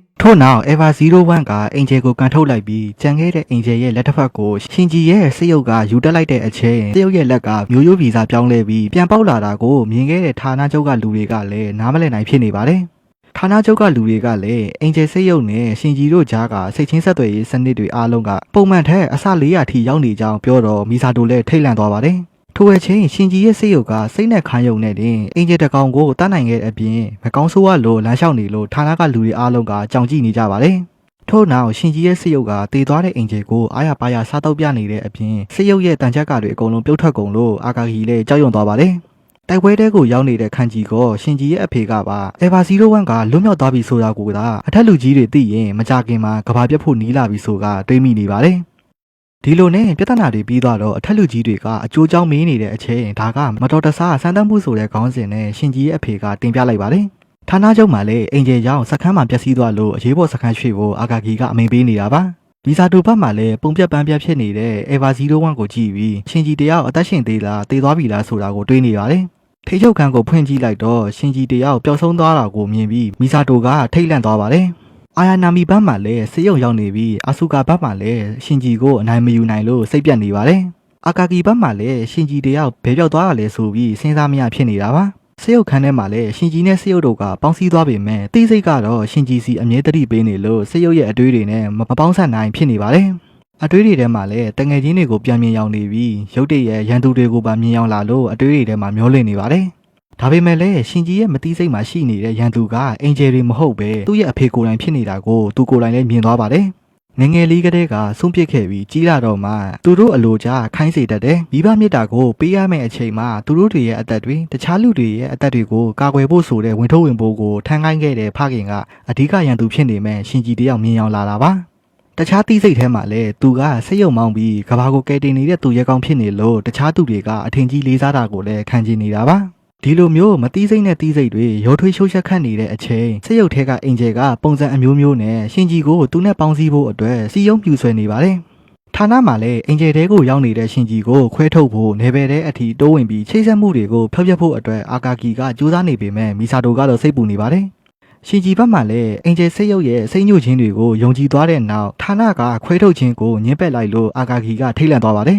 ဒီလိုနဲ့ထင်းရုပ်ခန်းကိုဖွင့်လိုက်တဲ့အချိန်ရှင်ကြီးတယောက်ပျောက်သွားတော့မီဆာတိုကပို့ပြီးစိုးရင်သွားတာပါမီဆာတိုရဲ့အတန်ကြောင့်ရှင်ကြီးတယောက်ရုတ်တရက်အသိစိတ်ပြန်ဝင်လာပြီးသူ့ရဲ့ဘဝမှာအလိုချင်ဆုံးအရာကိုမီဆာတိုပြောမှုတာကိုတတိယလာပြီးရဲ့နောက်အင်ဂျယ်ရဲ့ကိုယ်ထဲကနေထွက်လာတဲ့ရှင်ကြီးစီကိုမီဆာတိုကရောက်လာခဲ့ပါတယ်ရှင်ကြီးတယောက်အသက်ရှင်ပြီးနောက်တစ်နေ့မှာတော့အာကာဂီနဲ့မီဆာတိုတို့စကားပြောနေကြရင်အာကာဂီကိုလမ်းမှာထားခဲ့ပြီးတနေရာကိုထွက်သွားခဲ့ပါတယ်ရှင်ကြီးတယောက်အသက်ရှင်နေတာကိုသိတာနဲ့ရီစားဟောက်ခန်ကြီးစီကိုမီဆာတိုကသွားနေတာပါအနေအတွက်တွေနဲ့ပိုးကပ်နေကြတဲ့မီဆာတိုနဲ့ခန်ကြီးတို့ကဇလန်းတွေပြီးသွားပြီးရဲ့နောက်မီဆာတိုအတွက်ခန်ကြီးကစိတ်တလုံးပေးခဲ့ပါတယ်ဒီဆေးကမီဆာတိုအတွက်ပထမဆုံးလက်ဆောင်လည်းဖြစ်တယ်လို့နောက်ဆုံးလက်ဆောင်လည်းဖြစ်သွားနိုင်ကြောင်းပြောတော့မီဆာတိုလည်းအနှဲငယ်တို့ရသွားပါတယ်ဒီဇလန်းရဲ့အစမှာတော့တန်းစင်ချင်းကဒုတိယဖြစ်စဉ်ဖြစ်ပွားခဲ့တဲ့မှတ်တမ်းတင်ဗီဒီယိုပေါက်ကြားလာမှုနဲ့စတင်ထားပါတယ်လူတိုင်းကစခန်းကိုစွန့်ခွာနေကြပြီးအရာအလုံးကပျက်စီးခြင်းတွေဆိုးရွားလာတဲ့စူညံတန်တွေနဲ့အပြည့်ဖြစ်နေတာပါဒါတွေကိုဖြစ်ပေါ်လာစေတဲ့တတော်ဝါကအင်ဂျယ်တကောင်မဟုတ်ပဲထူးဆန်းတဲ့လက်နက်ဖက်ကိုအမီးရရိုက်ကူးမိရာကနေဗီဒီယိုဟာဖျက်ချခြင်းနဲ့ထိမ့်သိမ်းခြင်းကိုခံလိုက်ရပါတော့တယ်။နောက်အပိုင်းမှာတော့ကျွန်တော်တို့တင်ခဲ့တဲ့အပိုင်းလေးမှာထိန်းချုပ်မှုကနေလွတ်မြောက်သွားတဲ့ Eva 01ရဲ့ဖြစ်ရကြောင်းအထက်လူကြီးတွေဆိုတဲ့လူတွေစီမှာအမီဆာတိုတယောက်စစ်ဆေးခံနေရပါတယ်။တစ်ဖက်မှာလည်းရှင်ကြီးရဲ့အဖေဖြစ်သူရဲ့လူယုံလေးဖြစ်တယ်လို့ Professor တယောက်လည်းဖြစ်တဲ့လက်ထောက်ကို Sales လို့ခေါ်တဲ့အထက်လူကြီးတွေစီမှာဖန်ဆီးစစ်ဆေးခံနေရတာကိုလည်းတွေ့ရပါတယ်။ Eva 01လွတ်မြောက်မှုနဲ့ပတ်သက်နေတဲ့လျှို့ဝှက်ချက်သတင်းတွေကိုအတင်းနိုင်ပြီးနေတဲ့အချိန် Professor Fuyusuki ဆိုတဲ့နာမည်ကိုကြားသွားတော့အတိတ်က Professor ရဲ့ဇလန်းကိုသတိရသွားပါတော့တယ်1999ဒုတိယတန်းကျင်ချင်းဒါမှမဟုတ်ဒုတိယကမ္ဘာပြတ်သုံးခြင်းဖြစ်စဉ်မဖြစ်ပွားခင် Fuyusuki ကအကြောင်းနဲ့ကြောင်းက Professor တယောက်ဖြစ်ခဲ့မှုပါတယ်Fuyusuki ကအကြောင်းသားတွေနဲ့ကောဆရာတွေနဲ့ပါရင်းနှီးချစ်ခင်မှုကိုရပေမဲ့သူကဘယ်သူနဲ့မှအပေါင်းအသင်းမလုပ်ချင်ပဲတယောက်တည်းတည်တတ်နေရတာကိုသဘောကျတဲ့လူတစ်ယောက်ပါ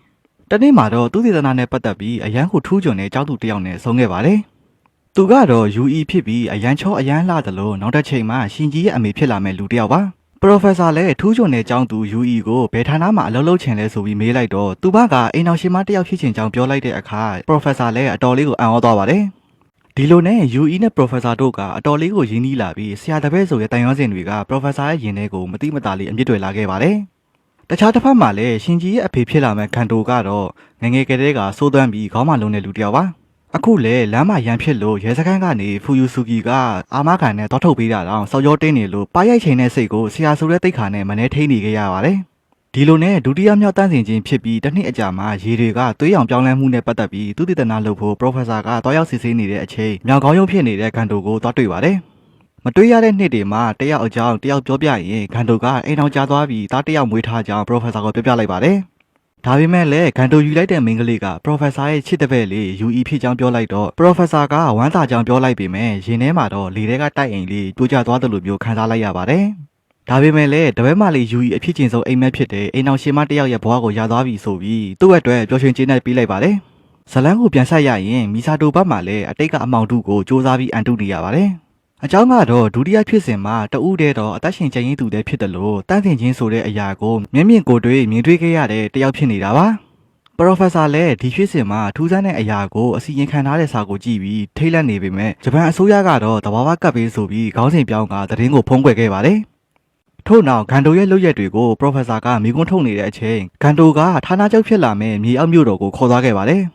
်ပရိုဖက်ဆာကမြေရောက်ခံတပ်ကိုကြည့်ပြီးထူးဆန်းနေတယ်လို့ခန်းစားနေရရင်ဌာနချုပ်မှာတော့ပရိုဖက်ဆာရဲ့မိတ်ဆွေတယောက်ဂန်တိုရဲ့လက်အောက်မှာအလုပ်လုပ်နေတာကိုတွေ့လိုက်ရတော့အံ့ဩသွားပါတယ်။သူကတော့မီဆာတိုရဲ့တငယ်ချင်းသူတိတနာမင်းကလေးအာကာကီရဲ့မိခင်ပါ။ထို့နောက်ပရိုဖက်ဆာကို Eva 00ရဲ့မူလပုံစံကိုပြလိုက်တော့သူလည်းထိတ်လန့်သွားပါတယ်။ Eva 00ကအာယာနာမီအခုမောင်းနေတဲ့စရုပ်ဖြစ်ပြီးဒါကအာတန်လို့ခေါ်တဲ့နတ်ဖျားနဲ့လူသားတွေကနေပေါက်ဆက်ဖန်တီးထားတဲ့ Eva စရုပ်တွေဖြစ်ကြောင်းပြောလိုက်တော့ပရိုဖက်ဆာကထိတ်လန့်သွားပါတယ်။ထို့နောက်ဂန်တိုကသူနဲ့အတူတူအလုပ်လုပ်ဖို့နဲ့လူသားမျိုးနွယ်ကိုအသိဖန်တီးကြမယ်ဆိုပြီးစီယုံလိုက်ပါတော့တယ်။နေ့တွေကြာသွားပြီးနောက်အာကာကီနဲ့မီဆာတိုတို့ကကောလိပ်တစ်ခုမှစုံပြီးတငယ်ချင်းတွေဖြစ်ခဲ့ကြပါတယ်။အာကာကီကတော့အရင်ကစိတ်တန်ရာတွေကိုကြော်လွှားပြီးအလားဆုံးပြုံးနိုင်တဲ့မီဆာတိုကိုကြည့်ပြီးအံ့ဩနေတာပါ။ထို့နောက်မီဆာတိုတယောက်ခန်ဂျီနဲ့ရီးစားတွေဖြစ်ခဲ့ပြီးအာကာကီနဲ့ပါအတူတူတငယ်ချင်းတွေဖြစ်လာခဲ့ကြပါတယ်။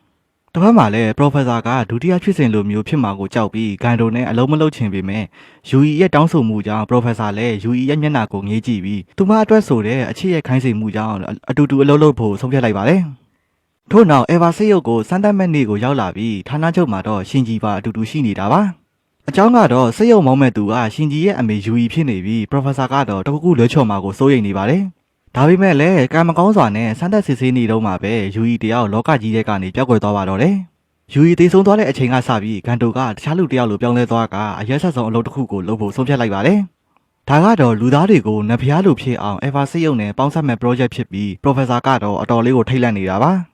နောက်တစ်နေ့မှာတော့ဌာနချုပ်ကိုတီးဆောက်နေတဲ့ကာလမှာအာကာကီကသူမရဲ့အမေစီကိုသွားရင်မတော်တဆမထိမှန်ထားတာတစ်ခုကိုမြင်သွားပါတယ်။ဒါကတော့ဂန်တိုနဲ့အာကာကီရဲ့မိခင်တို့ကချိန်ပိုးခုန်နေတဲ့ဇလန်းလေးဖြစ်နေတာပါ။နောက်တစ်နေ့မှာတော့ခလေးအရွယ်လေးဖြစ်နေတဲ့အာယာနာမီနဲ့အတူတူဂန်တိုကိုမြင်သွားတော့အာကာကီရဲ့အမေကထူးဆန်းတယ်လို့ခံစားလိုက်ရပါတယ်။ဒါကတော့အာယာနာမီရဲ့မျက်နှာကရှင်ဂျီရဲ့အမေယူအီနဲ့အတော်လေးကိုဆင်တူနေတာပါ။ထို့နောက်ဌာနချုပ်ရဲ့စူပါကွန်ပျူတာ၃လုံးကိုအာကာကီရဲ့အမေကတီထွင်နိုင်ခဲ့ပြီးမကြခင်ရုံဖွင့်တော့မယ့်အကြောင်းသမီးဖြစ်သူကိုပြောပြနေပါတယ်။ခဏအကြာအာကာကီပြန်သွားတဲ့အချိန်အာယာနာမီရောက်လာပြီးဒရိုက်တာဂန်တိုရဲ့ပြောနေကြစကားကိုပြောလိုက်မိပါတယ်။ဒါကတော့ဂန်တိုကအာကာကီရဲ့အမေရဲ့နှလုံးသားကိုအသုံးချပြီးကျုံတယောက်လိုမျိုးသဘောထားခဲ့ကြောင်းပြောပြလိုက်တော့သူမှလည်းပြန်တွေးကြည့်ရကနေအရာအလုံးကမှန်နေတာကြောင့်စိတ်မထိန်နိုင်ပဲအာယာနာမီကိုတတ်မိသွားပါတယ်။ခလေးတေတာသူ့ကြောင့်ဆိုတဲ့စိတ်တန်ရာတွေဂန်တိုကသူမအပေါ်မှာလုပ်ခဲ့တဲ့လုပ်ရက်တွေကိုမခံစားနိုင်တော့ပဲအာကာကီရဲ့အမေကကိုခုန်ချပြီးအဆုံးစီရင်သွားပါတော့တယ်။သူမမသိခဲ့တာကဒီကလေးကတကယ်အစ်စ်မဟုတ်ပဲကိုပါတယောက်ဆိုတာပါ။ဒီလိုနဲ့လက်ရှိကာလကိုရောက်လာပြီးခန်ဂျီနဲ့မီဆာတိုကပရိုဖက်ဆာကိုလာကဲထုတ်သွားပါတယ်။ဒီကိစ္စသာသိရင်ခန်ဂျီတယောက်အသက်ခံရမှာကိုသိနေပေမဲ့သူ့အတွက်စိတ်မပူဖို့မီဆာတိုကိုပြောပြလိုက်ပါတယ်။တိတ်မကြခင်မှာပဲအထက်လူကြီးတွေကပရိုဖက်ဆာလွတ်သွားတယ်ဆိုတာကိုသိသွားပြီးခန်ဂျီနဲ့သွားတွေ့ရင်တနက်တန်တစ်ချက်ထွက်သွားခဲ့ပါတယ်။မီဆာတိုဘက်မှာလည်းအင်ကိုရောက်လာတဲ့အချိန်ဖုန်းထဲမှာအတန်မက်ဆေ့တစ်ခုရှိနေတာကိုမြင်သွားပြီးဖွင့်ကြည့်လိုက်ပါတယ်။ဒါကတော့ခန်ဂျီရဲ့နောက်ဆုံးစကားတန်ဖြစ်ပြီးကိုမှန်နဲ့ထင်ရင်လှုပ်ဖို့ပြောထားကလွန်ခဲ့တဲ့၈နှစ်ကမပြောပြခဲ့တဲ့အခြေစကားတွေနဲ့အတူတူနှုတ်ဆက်ကြောင်းပြောထားခဲ့တာပဲဖြစ်ပါတယ်။ဒီစကားကိုကြားတော့ခန်ဂျီတယောက်လူလောကကြီးထဲကနေပျောက်ကွယ်သွားပြီဆိုတာကိုသိသွားပြီးမီဆာတိုတယောက်မခံစားနိုင်လောက်အောင်ဝမ်းနည်းနေပါတယ်။ရှင်ဂျီလည်းမီဆာတိုကိုနှိမ့်သိမ့်ပေးခြင်းပေမဲ့ Eva 01ဖြစ်ရက်ကနေရလာခဲ့တဲ့စိတ်တန်ရာတွေကြောင့်ဘာမှမတတ်နိုင်ဖြစ်နေပါတယ်။ဒီလိုနဲ့တယောက်နဲ့တယောက်မတူညီတဲ့စိတ်တန်ရာတွေဝမ်းနည်းမှုတွေနဲ့အတူတူဒီတညဟာကုန်ဆိုးသွားခဲ့ပါတော့တယ်။နောက်တစ်ခါမှာတော့အာဆူကာရဲ့အတိတ်နဲ့စတင်ထားပါတယ်။ရှင်ဂျီတို့နဲ့မတွေ့ခင်သင်္ဘောပေါ်မှာခန်ဂျီနဲ့အတူတူစကားပြောနေရင်မီဆာတိုရဲ့အကြောင်းကိုအာဆူကာကသိသွားပါတယ်။ခန်ဂျီကိုတစ်ဖက်သက်သဘောကျနေတဲ့အာဆူကာကလည်းမီဆာတိုရဲ့အကြောင်းကိုမတွေးပဲသူ့အကြောင်းကိုပဲတွေးဖို့နဲ့သူ့ကိုပဲကြည့်ပေးဖို့ပြောနေတာပါ။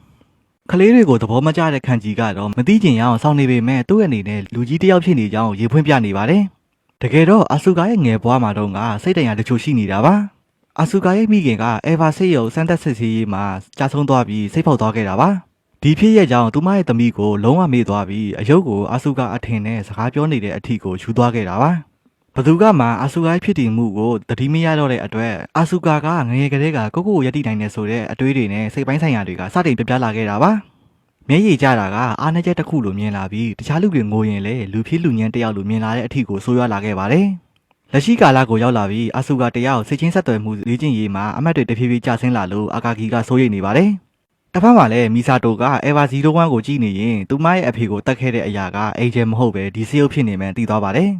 ညနေရောက်တော့ရထားမှတ်တိုင်မှာခန်ကြီးရဲ့အဖြစ်ကိုမသိသေးတဲ့အာဆူကာကဖုန်းခေါ်လို့မရတဲ့အတွက်စိတ်ပူနေတဲ့အချိန်ရှင်ကြီးနဲ့အာယာနာမီတို့ကိုတွေ့သွားပါတယ်လက်တလောကမှာဆေးရုပ်ကိုယ်ထဲမှာပိတ်မိနေတဲ့ရှင်ကြီးကအသက်ရှင်ပြီးပြုံးပြော့နေတာကိုမြင်နေရတဲ့အာဆူကာကတော့စိတ်ထဲမှာမနာလိုဒေါသတွေကလောင်ကျိုက်နေတာပါအိမ်ရောက်တော့လဲခန်ကြီးကိုဆက်သွယ်လို့မရလို့ရီးစားဟောင်းဖြစ်တဲ့မီဆာတိုကိုမေးနေပေမဲ့ဘာအဖြေမှထွက်မလာခဲ့ပါဘူးထို့နောက်ဖုန်းလာတော့သွားကင်မို့လုံနေတဲ့ရှင်ကြီးကိုအာဆူကာကလှောင်ပြောင်နေပေမဲ့တကယ်တမ်းဖုန်းလာတာကသူမရဲ့အမေစီဖြစ်နေတာပါအာဆူကာလည်းမိသားစုအကြောင်းရှင်ကြီးကိုပြောပြနေပေမဲ့တတိဝင်လာပြီးရှင်ကြီးလိုကောင်းမျိုးနဲ့စကားပြောမိလို့ရန်တွေးလိုက်တော့ရှင်ကြီးလည်းကြောင်သွားပါတယ်ထို့နောက်ရေချိုးကမှအာဆူကာကရှင်ကြီးနဲ့မီဆာတိုတို့နဲ့အတူတူနေထိုင်စားတောက်ပြီးဒီကဘာရဲ့လေထုကိုအတူတူရှူသွင်းနေရတဲ့အဖြစ်ကိုတွေးပြီးကိုမုံတီးလာတဲ့စိတ်ယောဂါကိုအာဆူကာတယောက်ခံစားနေရပါတယ်နောက်တစ်နေ့လေ့ကျင့်ရေးမှာလည်းအမတ်တွေကြနေတဲ့အာဆူကာကြောင့်အာကာဂီလည်းစဉ်းစားရကြက်နေပါတယ်ဒလိကားထဲမှာလည်းအာယာနာမီနဲ့အာဆူကာတို့အတူတူရှိနေတဲ့အချိန်အာယာနာမီကစိတ်တန်ရာတွေကိုရင်ဖွင့်နိုင်မှစိတ်ရုပ်ကိုထိန်းချုပ်နိုင်ကြောင်းပြောတော့အာဆူကာကဒေါသထွက်လာပြီးရံပြန်တွေးနေပါတယ်။ဒါပေမဲ့လည်းစိတ်တွေကထိမ့်မနိုင်တော့အာဆူကာကအာယာနာမီကိုပါရိုက်လိုက်ပြီးလူတိုင်းကိုမုံကြောင်ပြောကလက်ထွက်လာခဲ့ပါတယ်။မကြခင်မှာပဲအင်ဂျယ်တကောင်ပေါ်လာပေမဲ့ကမ္ဘာအပြင်ဘက်ကအာကာသထဲမှာဖြစ်နေလို့ဌာနချုပ်ကလူတွေကလည်းခေါင်းစားကုန်ပါတယ်။Eva 00ကအစင်သိမဖြစ်တယ်လို့ Eva 01ကလည်းကိုဗန်အသိစိတ်နဲ့လွတ်မြောက်သွားတဲ့အတွက်ရှင်ကြီးရဲ့ဖေကအသုံးပြုခွင့်ပိတ်ထားတော့အာဆူကာရဲ့ Eva 02ကိုပဲလွတ်လိုက်ရပါတယ်။အာဆူကာကအရန်ဝေးလို့နဲ့အင်ဂျယ်ကိုတနက်နဲ့ချိန်နေတော့ရုတ်တရက်အင်ဂျယ်ကအလင်းလိုင်းတစ်ခုကိုပြစ်လွတ်လိုက်ပါတယ်။ဒါပေမဲ့လည်းဘာထိခိုက်မှုမှမဖြစ်တော့ထူးဆန်းနေတဲ့အချိန်အာဆူကာရဲ့စိတ်ပိုင်းဆိုင်ရာတွေထိခိုက်လာတော့ဒီအင်ဂျယ်ရဲ့စွမ်းအားကလူသားတွေရဲ့စိတ်ကိုတိုက်ခိုက်တာမှန်အာကာဂီကသတိထားမိပြီးအံ့ဩသွားပါတယ်။စိတ်ဓာတ်တွေပြပြနေတဲ့အာဆူကာကစိတ်ယုံနဲ့စိတ်ချင်းမဆက်သွယ်နိုင်တော့ပဲထိန်ချုံမှုလွတ်သွားတဲ့စိတ်ယုံကတမျိုးလုံးကိုစတင်တောင်းကြမှာတော့တယ်။ထို့နောက်အာယာနာမီကအေဗာ00ကိုမောင်းနှင်ပြီးအင်ဂျယ်ကိုလှမ်းပစ်နေပေမဲ့အရန်ဝေးလို့နာကြောင့်ဆွမ်းအားတွေကအားပြော့သွားတာကိုဌာနချုပ်ကလူတွေကလည်းသတိထားမိသွားပါတယ်။အင်ဂျယ်ကတိုက်ခိုက်နေတဲ့ဆွမ်းအားကနေစိတ်ပိုင်းဆိုင်ရာစိတ်တန်ရာတွေကိုအာဆူကာတယောက်အလင်းပြတ်နေတယ်လို့မျိုးပြန်မြင်နေရတာပါ။အာဆူကာရဲ့ငယ်ဘဝမှာမိဘတွေပြစ်ပယ်ထားတော့ကပထမဆုံးအကြိမ်ဝမ်းနေပြီးငိုခဲ့ဘူးပါတယ်။ဒါပေမဲ့လည်းကိုရှင်းတန်နိုင်အောင်စူးစမ်းနေထိုင်ဖို့ဆုံးဖြတ်ခဲ့ပြီးခလေးဆန်နိုင်အပြုမှုတွေကိုစတင်ဆုတ်ပစ်လာခဲ့တာပါအကြောင်းကတော့မိခင်ဖြစ်သူကစိတ်ဖောက်ပြန်ပြီးသူ့ကိုမေးသွားတာကောသူနဲ့အတူတူတက်သေးဖို့အတွက်စီးယုံနေတာကောကြောင့်ဒီစိတ်တန်ရာတွေကနေအကြောက်တရားတွေဖြစ်လာခဲ့တာပါထို့နောက်သူမအနေနဲ့ပြန်မတွေးချင်တဲ့မာယူရဲ့ဆန္ဒတွေခလေးဆန္ဒတွေကိုအင်ဂျယ်ရဲ့ဆွမ်းအားငိုင်းတစင်ပြန်ပြနေတော့အာဆူကာရဲ့စိတ်ပိုင်းဆိုင်ရာတွေကပိုပြီးဆိုးရွားလာခဲ့ပါတယ်ဒါပေမဲ့လည်းနောက်ဆုံးမှာတော့သူမရဲ့အနာမှာဘယ်သူမှမရှိတော့တဲ့အချိန်မှာတော့ကိုရှင်တန်ရမယ်ဆိုတဲ့အလိညာတွေနဲ့ပဲအာဆူကာရဲ့စိတ်ပိုင်းဆိုင်ရာတွေအားလုံးကစတင်ပျက်စီးသွားပါတော့တယ်။ဌာနချုပ်မှာလည်းအာဆူကာတယောက်အချိန်ဒီမကောင်းတော့အကြံမရှိတော့တဲ့အစုံအင်ဂျယ်ရဲ့နဖေးရဲ့ကိုမှစိုက်ထားတဲ့ဆွမ်းအားမြင့်လှန်ကိုတွားယူဖို့အာယာနာမီကိုအမိန့်ပေးလိုက်ပါတယ်။မီဆာတိုလည်းအေဗာနဲ့အင်ဂျယ်တာပေါင်းမိသွားရင်တတိယဖြစ်စဉ်ဖြစ်သွားနိုင်တယ်ဆိုပြီးတားနေပေမဲ့ရှင်ကြီးရဲ့အဖေကလည်းဂရုမစိုက်ပါဘူး။ထို့နောက်အာယာနာမီကလှန်ကိုဆွဲနှုတ်လိုက်တဲ့အချိန်အင်ဂျယ်ရဲ့နဖေးရဲ့ခန္ဓာကိုယ်ကအပြည့်ပေါ်လာခဲ့ပါတယ်။အာယာနာမီလည်းလှန်ကိုကင်ပြီးအင်ဂျယ်ရှိရာစီအားနဲ့ပြစ်လွတ်လိုက်တာတစ်ချက်တည်းနဲ့အင်ဂျယ်လည်းသေဆုံးသွားခဲ့ပါတယ်။ဒါပေမဲ့လည်းတခြားနဲ့တော့ဆွမ်းအားမြင့်လှန်ကိုစွန့်လွတ်လိုက်ရတဲ့အတွက်အထက်လူကြီးတွေနဲ့ပြဿနာပိုတက်နိုင်တာကိုလည်းရှင်ကြီးရဲ့အဖေကိုယ်တိုင်ကနားလည်ထားပါတယ်။အရာအလုံးပြီးဆုံးသွားခဲ့ပေမဲ့အာဆူကာကတော့စိတ်ပိုင်းဆိုင်ရာအတော်လေးပျက်စီးသွားခဲ့ပါတော့တယ်။နောက်တစ်ခါမှတော့ခံကြည့်ထားခဲ့တဲ့နောက်ဆုံးအတန်မက်ဆေ့ကိုအလွမ်းပြေနားထောင်နေတဲ့မီဆာတိုတယောက်ဘာဆက်လုပ်ရမသိဖြစ်နေပါတယ်။အာဆူကာကတော့စိတ်ဓာတ်တွေပျက်စီးနေတဲ့အတွက်ရှင်ကြီးနဲ့အတူတူမနေတော့ဘဲအတန်းကောင်းဆောင်အိမ်မှာသွားနေခဲ့ပါတယ်။ဒါပေမဲ့လည်းအာဆူကာရဲ့စိတ်တန်ရာတွေကအတော်လေးကိုပြင်းထန်နေလို့အတန်းကောင်းဆောင်လည်းဘလို့နှစ်သိပ်ပေးရမယ်မသိဖြစ်နေတာပါ။တစ်ဖက်မှာလည်းအင်ဂျယ်နဖေးကိုထိန်းချုပ်ထားတဲ့တခြားနဲ့သောလှန်ကိုအမိမ့်မပါပဲတုံးလိုက်တဲ့အတွက်အထက်လူကြီးတွေကရှင်ကြီးရဲ့အဖေကိုပြစ်တင်နေပေမဲ့သူကတော့အင်ဂျယ်တကောင်ထပ်ပေါ်လာတယ်ဆိုတဲ့အကြောင်းပြချက်နဲ့ခယူးမဆိုင်ပဲထွက်သွားတာကိုအထက်လူကြီးတွေကဒေါသထွက်နေတာပါ။မီဆာတိုလည်းဌာနကိုအမိလာနေရင်လမ်းမှာအကွင်းပုံစံအင်ဂျယ်ကိုကြည့်ပြီးစဉ်းစားမရဖြစ်နေပါတယ်။အေဗာဆေးရုပ်တွေကိုလှုပ်ဖို့ပြင်နေပေမဲ့စိတ်တက်ကြနေတဲ့အာဆူကာကအေဗာ02ကိုမောင်းဖို့အခက်အခဲဖြစ်နေတာပါ။အေဗာ00ကအခြေအနေစောင့်ကြည့်နေတဲ့အချိန်အကွင်းပုံစံကကျိုးတစ်ချောင်းအဖြစ်ပြောင်းလဲသွားပြီးအင်ဂျယ်ကအာယာနာမီကိုစတင်တိုက်ခိုက်ပါတော့တယ်။အင်ဂျယ်ကဆေးရုပ်ကိုယ်ထဲကိုဝင်ဖို့ကြိုးစားနေပေမဲ့ထိလို့ကင်လို့မရတဲ့အခြေအနေဖြစ်နေတဲ့အတွက်အာယာနာမီတယောက်အကြက်ရိုက်နေတဲ့အချိန်အေဗာ02ကိုမြေပြင်ပေါ်ပို့လိုက်ပါတယ်။ဒါပေမဲ့လည်းစိတ်ဓာတ်တွေပြပြနေတဲ့အာဆူကာကစိတ်ယုံနဲ့စိတ်ချင်းမဆက်သွယ်နိုင်လို့လှုပ်ရှားလို့မရဖြစ်နေတဲ့အတွက်မီဆာတိုကအာဆူကာကိုစခိုင်းနဲ့ပြန်ခေါ်လိုက်ပါတယ်။အာနာမီဘက်မှာလည်းအင်ဂျယ်ကမသိစိတ်ရဲ့အထီဝင်ပြီးတိုက်ခိုက်နေတဲ့အတွက်ဒီအင်ဂျယ်ရဲ့ဆွမ်းအားကိုတီးသွားပေမဲ့နောက်ကျသွားပြီးစိတ်ရုပ်ရဲ့ကိုယ်တွေကစတင်ပုံပြက်လာခဲ့ပါတယ်။အာနာမီကိုကယ်ကျင်နေတဲ့ရှင်ကြီးရဲ့အဖေကမတတ်နိုင်တော့ပဲဖျက်သိမ်းထားတဲ့အေဗာ01ကိုမြေပြင်ပေါ်ကိုပို့ဖို့အမိန့်ပေးလိုက်တော့မီဆာတိုလည်းအနှဲငယ်အံ့ဩသွားပါတယ်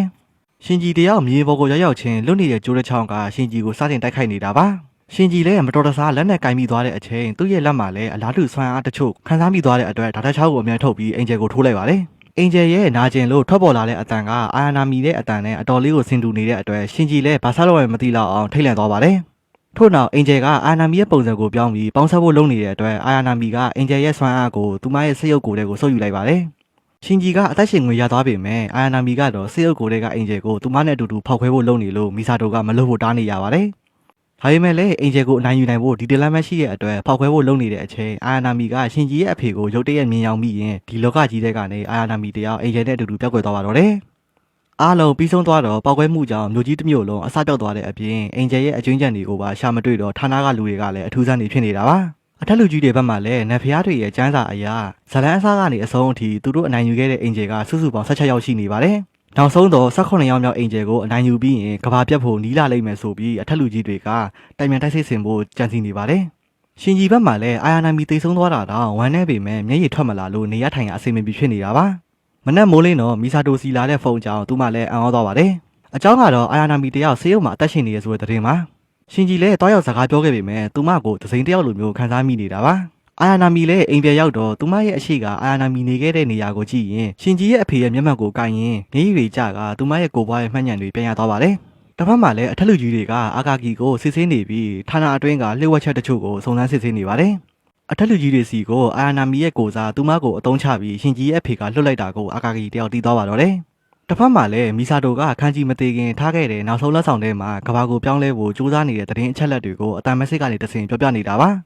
တကယ်တော့ခန်းကြီးနဲ့မီဆာတိုတို့ဂရင်ဘောကကိစ္စတွေအပြီးမှာထားခဲ့တဲ့ဆေးကတာမန်ဆေးလုံးမဟုတ်ပဲအဲ့ဒီထဲမှာလျှို့ဝှက်သတင်းတွေပါတဲ့ချစ်ပြားရေးပြားကိုထည့်ထားခဲ့တာပါမီဆာတိုလည်းအရှင်ကြီးရဲ့အဖေအပြင်အထက်လူကြီးတွေကဒီကဘာကိုဘလို့ပုံပြောင်းနေရလဲဆိုတာကိုသိသွားပါတော့တယ်တစ်ဖက်မှာလည်းဌာနချုပ်တဲ့ခိုးဝင်နေတဲ့အာကာကီရဲ့နောက်ကိုမီဆာတိုကလိုက်လာပြီးဒီဌာနမှာဖုံးကွယ်ထားတဲ့အကြောင်းအရာတွေကိုပြောပြခိုင်းပါတယ်အာကာကီလည်းရှင်ကြီးပိုင်ရင်လိုက်ပြမယ်ဆိုပြီးညှိလိုက်တော့မီဆာတိုလည်းလက်ခံလိုက်ပါတယ်အာကာကီခေါ်သွားခဲ့တဲ့ပထမဆုံးနေရာကတော့အာယာနာမီတကယ်နေခဲ့တဲ့ဆက်သက်ခန်းနေရာကိုပါဒီနေရာကအာယာနာမီနေခဲ့တဲ့အိမ်နဲ့အတော်လေးဆင်တူနေတော့ရှင်ကြီးလည်းအံ့ဩနေပါတယ်ထို့နောက်သူတို့ကိုနောက်ထပ်တနေရာတစ်ခုကိုခေါ်သွားခဲ့ပါတယ်ဒီနေရာကတော့အေဗာစစ်ရုပ်တွေကိုစမ်းသပ်ရာမှာကြာဆုံးသွားခဲ့တဲ့စစ်ရုပ်တွေရဲ့အယိုးစုတင်ကြမ်းကြီးဖြစ်နေတာပါဒီအယိုးစုတွေရဲ့တနေရာမှာအရင်ကစမ်းသပ်မှုမှာတိတ်ဆုံးသွားခဲ့တဲ့ရှင်ကြီးရဲ့အမေပါဝင်နေရဆိုပြီးပြောလိုက်တော့ရှင်ကြီးလည်းအတော်လေးကိုထိတ်လန့်သွားပါတယ်နောက်ဆုံးနေရာကတော့အာယာနာမီကိုစမ်းသပ်စစ်ဆေးခဲ့တဲ့ဖန်မြုံကိုယ်တယ်ကြီးစီကိုပါဒါပေမဲ့လည်းတကယ်ကြောက်စရာကောင်းတဲ့လျှို့ဝှက်ချက်ကိုအာကာကီကဖွင့်ပြလိုက်ပါတယ်ဒါကတော့စသက်ခိုင်ရဲ့ပတ်လည်မှာယာနဲ့ချီရဲ့အာယာနာမီရဲ့ကိုယ်ပွားတွေအများကြီးရှိနေတာပါတကယ်တော့ဒီနေရာကအာယာနာမီကိုပစ္စည်းတစ်ခုလိုမျိုးထုတ်လုပ်နေတဲ့စေယုံတာတာနေရာဖြစ်နေတာပါအာယာနာမီရဲ့ကိုယ်ပွားကိုရရှိဖို့အတွက်အင်ဂျင်နယ်ဖျားရဲ့ပုံပြောင်းထားတဲ့ခန္ဓာကိုယ်နဲ့လူသားရဲ့စိတ်ဝိညာဉ်တစ်ခုပဲလိုအပ်ကြောင်းအာကာကီကအမှန်တရားကိုဖွင့်ချလိုက်ပါတယ်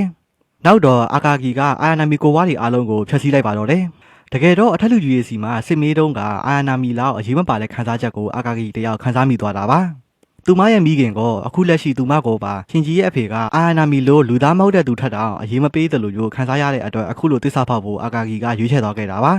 ထို့နောက်မှာတော့ရှင်ကြီးနဲ့မီဆာတိုတို့ကဌာနရဲ့လျှို့ဝှက်ချက်တွေကိုအကုန်လုံးသိသွားပြီးမယုံကြည်နိုင်ဖြစ်သွားပါတယ်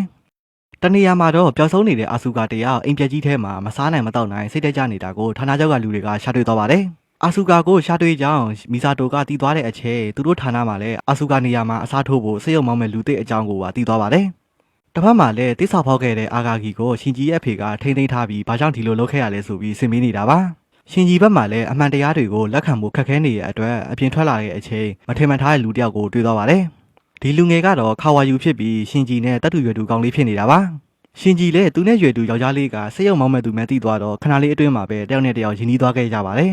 တစ်ဖက်မှာလည်းလူသေးလေးခါဝါယူကမှတ်တမ်းတွေဖြတ်ထားတဲ့အတွက်စုံစမ်းဖော်ထုတ်ဖို့မီဆာတိုကအကြံထုတ်နေတာပါစက်ချင်းဆက်တော်ရေးလုံးကြီးတဲ့အချိန်မှာလည်းခါဝါယူကသူများရဲ့ထက်တာလွန်နေတဲ့အတွက်ပရိုဖက်ဆာကလည်းအံ့ဩနေပါတယ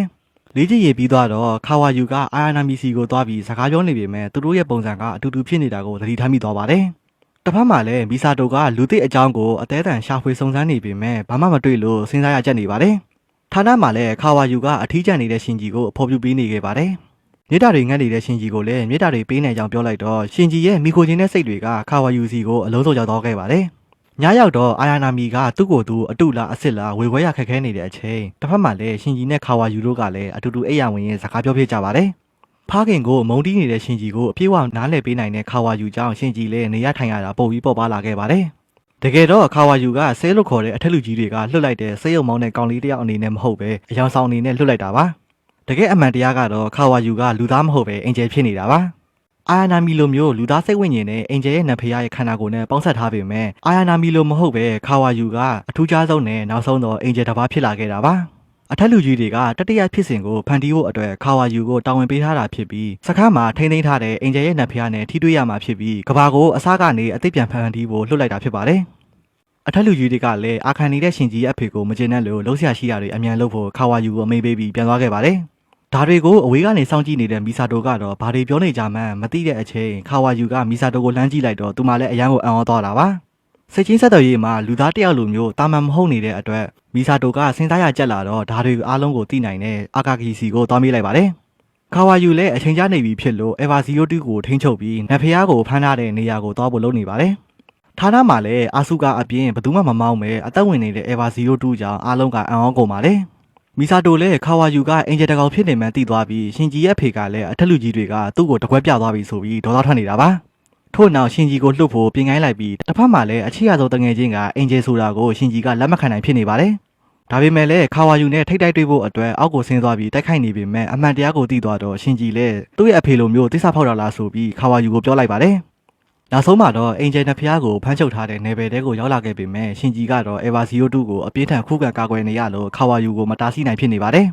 တဖြည်းဖြည်းနဲ့နဖျားစီရောက်လာတဲ့အချိန်မှာတော့ရှင်ကြီးကအဗာဇီယိုတူကိုအနိုင်ယူခဲ့ပြီးခါဝါယူကိုဖမ်းထားနိုင်ခဲ့ပါတယ်ခါဝါယူလည်းအသာတကြီးအဖမ်းခံလိုက်တော့ရှင်ကြီးလည်းဘာကြောင့်ဒီလိုလုပ်ရလဲဆိုပြီးမေးလိုက်ပါတယ်ခါဝါယူရဲ့အဖြေကတော့လူသားတွေကမွေးဖွားခြင်းနဲ့တည်ဆုံခြင်းရဲ့ကြားမှာတန်ရာလေနေကြတဲ့သူတွေမှုလို့ဒီလိုဆင်းရဲဒုက္ခတွေမရှိအောင်လူသားတွေရဲ့စိတ်ဝိညာဉ်အလုံးကိုတစုတစည်းရဲ့ဖြစ်အောင်လုပ်ပေးချင်တာဖြစ်ကြောင်းပြောပြလာတော့ရှင်ကြီးကဘာတစ်ခုမှနားမလည်နိုင်ဖြစ်နေတာပါခါဝါယူကတော့ရှင်ကြီးရဲ့လက်နဲ့အဆုံးစီရင်ဖို့ကသူ့ရဲ့နောက်ဆုံးဆန္ဒဖြစ်ကြောင်းပြောလိုက်တော့ရှင်ကြီးလည်းတွေးသွားခဲ့ပေမဲ့နောက်ဆုံးမှာတော့ကိုအရန်ချစ်ရတဲ့တငယ်ချင်းကိုကိုရဲ့လက်နဲ့ပဲနာနာချီချီတတ်လိုက်ရပါတော့တယ်ပြဿနာတွေပြီးသွားပေမဲ့ရှင်ကြီးကတော့သူ့အပေါ်နားလဲပေးတဲ့တကယ်ကြီးတယောက်ဆုံးရှုံးသွားတာကိုလက်မခံနိုင်ဖြစ်နေရင်းနဲ့စိတ်တရံအစ်စ်တစ်ခုထပ်တိုးလာခဲ့ပါတော့တယ်ရှင်ကြီးတယောက်ခါဝါယူကိုတတ်လိုက်ရတဲ့ပတ်သက်ပြီးစိတ်တရံတွေနဲ့ပိတ်မိနေတဲ့အချိန်ကာလတစ်ခုစီကိုရောက်နေတာပါတီးစိတ်ကတော့အင်ဂျယ်ဖြစ်နေလို့တတ်လိုက်ရတယ်ဆိုပေမဲ့မတီးစိတ်မှာတော့လူသားတယောက်ကိုတတ်လိုက်ရတယ်လို့မျိုးခံစားချက်ကြောင့်ရှင်ကြီးတယောက်ကြောက်လန့်နေပြီးတယောက်ယောက်ကိုအကူအညီလှမ်းတောင်းရတဲ့အထိစိတ်ကြယောဂဖြစ်လာခဲ့ပါတယ်နောက်ဆုံးမှာတော့ခါဝါယူကိုတတ်ခဲ့တဲ့စိတ်ရုပ်ကိုပြန်မောင်းဖို့ဆိုတဲ့ကံကြမ္မာနဲ့ပဲရှင်ကြီးကကြုံနေရတဲ့အတွက်ရှင်ကြီးကအဗာစိတ်ရုပ်ထဲကသူ့ရဲ့အမေရဲ့ဝိညာဉ်ကိုမိကုန်းထုတ်နေပါတယ်အဗာစိတ်ရုပ်ကိုမောင်းရတဲ့ရည်ရွယ်ချက်ကိုအတွေ့အကြုံကနေမိကုန်းထုတ်နေပေမဲ့မတိစိတ်ကတော့လူတွေရဲ့ချီးကျူးဂုဏ်ပြုတာကိုလိုချင်တာဖြစ်ကြောင်းကိုယ့်ရဲ့စိတ်ကိုပြန်ဖုံးနေရတာပါမတိစိတ်ကတော့အာဆုကာရဲ့ပုံစံနေနဲ့ရှင်ကြီးကမြင်ရောက်နေရင်တကယ်တော့အထီးကျန်နေလို့သာဖြစ်ကြောင်းနဲ့ကိုယ့်အတွက်ပဲကိုကြည့်နေလို့သာစိတ်ရုပ်ကိုမောင်းနေတာဖြစ်ကြောင်းထောက်ပြလိုက်ပါတယ်ရှင်ကြီးလည်းအာဆုကာအရာဆောင်ထားတဲ့မတိစိတ်ရဲ့အဖြေကိုလက်ခံလိုက်တဲ့အချိန်ရှင်ကြီးရဲ့အဖြေချင်းတူတူပဲဆိုပြီးအာယာနာမီကဝင်ပြောလာပါတယ်ဟုတ်ပါတယ်တကယ်တော့အာဆုကာနဲ့ရှင်ကြီးကအတူတူပါပဲအာယာနာမီဘက်မှာလည်းမတိစိတ်နဲ့တိစိတ်ကြားမှာရောထွေးနေတဲ့အရာတစ်ခုကိုရှာဖွေနေတာပါဒါကတော့သူကဘာတူလဲဆိုတာကိုပါအတ္တသာရှင်နေပေမဲ့အခုလက်ရှိအာယာနာမီလားအသစ်ဖြစ်လာတဲ့အာယာနာမီလားမူလလက်ဟောင်းအာယာနာမီလားဆိုပြီးသူ့ကိုယ်သူပျောက်ဆုံးနေခဲ့တာအချိန်တော်ကြာနေခဲ့ပါပြီဒီလိုနဲ့တယောက်ချင်းစီရဲ့စိတ်တရာတွေနဲ့သူတို့ရဲ့ကဘာမှာသူတို့သာဇာလိုက်အဖြစ်ကောဇက်ဖို့အဖြစ်ပါပုံစံမျိုးစုံတရုပ်ဆောင်ပြနေရင်းနဲ့ပဲအဆုံးသတ်လိုက်ပါတော့တယ်တကယ်တော့ episode 25နဲ့26ကသူတို့ရဲ့စိတ်တရာတွေနဲ့အဖြစ်ချင်းဆုံးပုံစံကိုစုံစုံလင်းလင်းချပြထားတဲ့အပိုင်းဖြစ်နေလို့ကျွန်တော်တင်လိုက်ရင်အရသာပြတ်သွားမှာဆိုတဲ့အတွက်ဒီတိုင်းခြံထားခဲ့တာပါမကြခင်ဒီဇာလန်ကိုအဆုံးသတ်ပေမဲ့ movie လေးကရှိသေးတဲ့အတွက်တဝါကြီးကြည့်ရှုရအောင်ပါကျွန်တော်နေနဲ့တေချာလေးအချိန်ယူပြီးတင်ဆက်ပေးသွားမှာမဟုတ်လို့စိတ်ပတ်ဝင်စားရဆိုရင်စောင့်မျှော်ကြည့်ရှုအားပေးကြဖို့လည်းဖိတ်ခေါ်လိုက်ပါတယ်ကဲအားလုံးပဲ movie မှာပြန်တွေ့ကြအောင်ဗျာ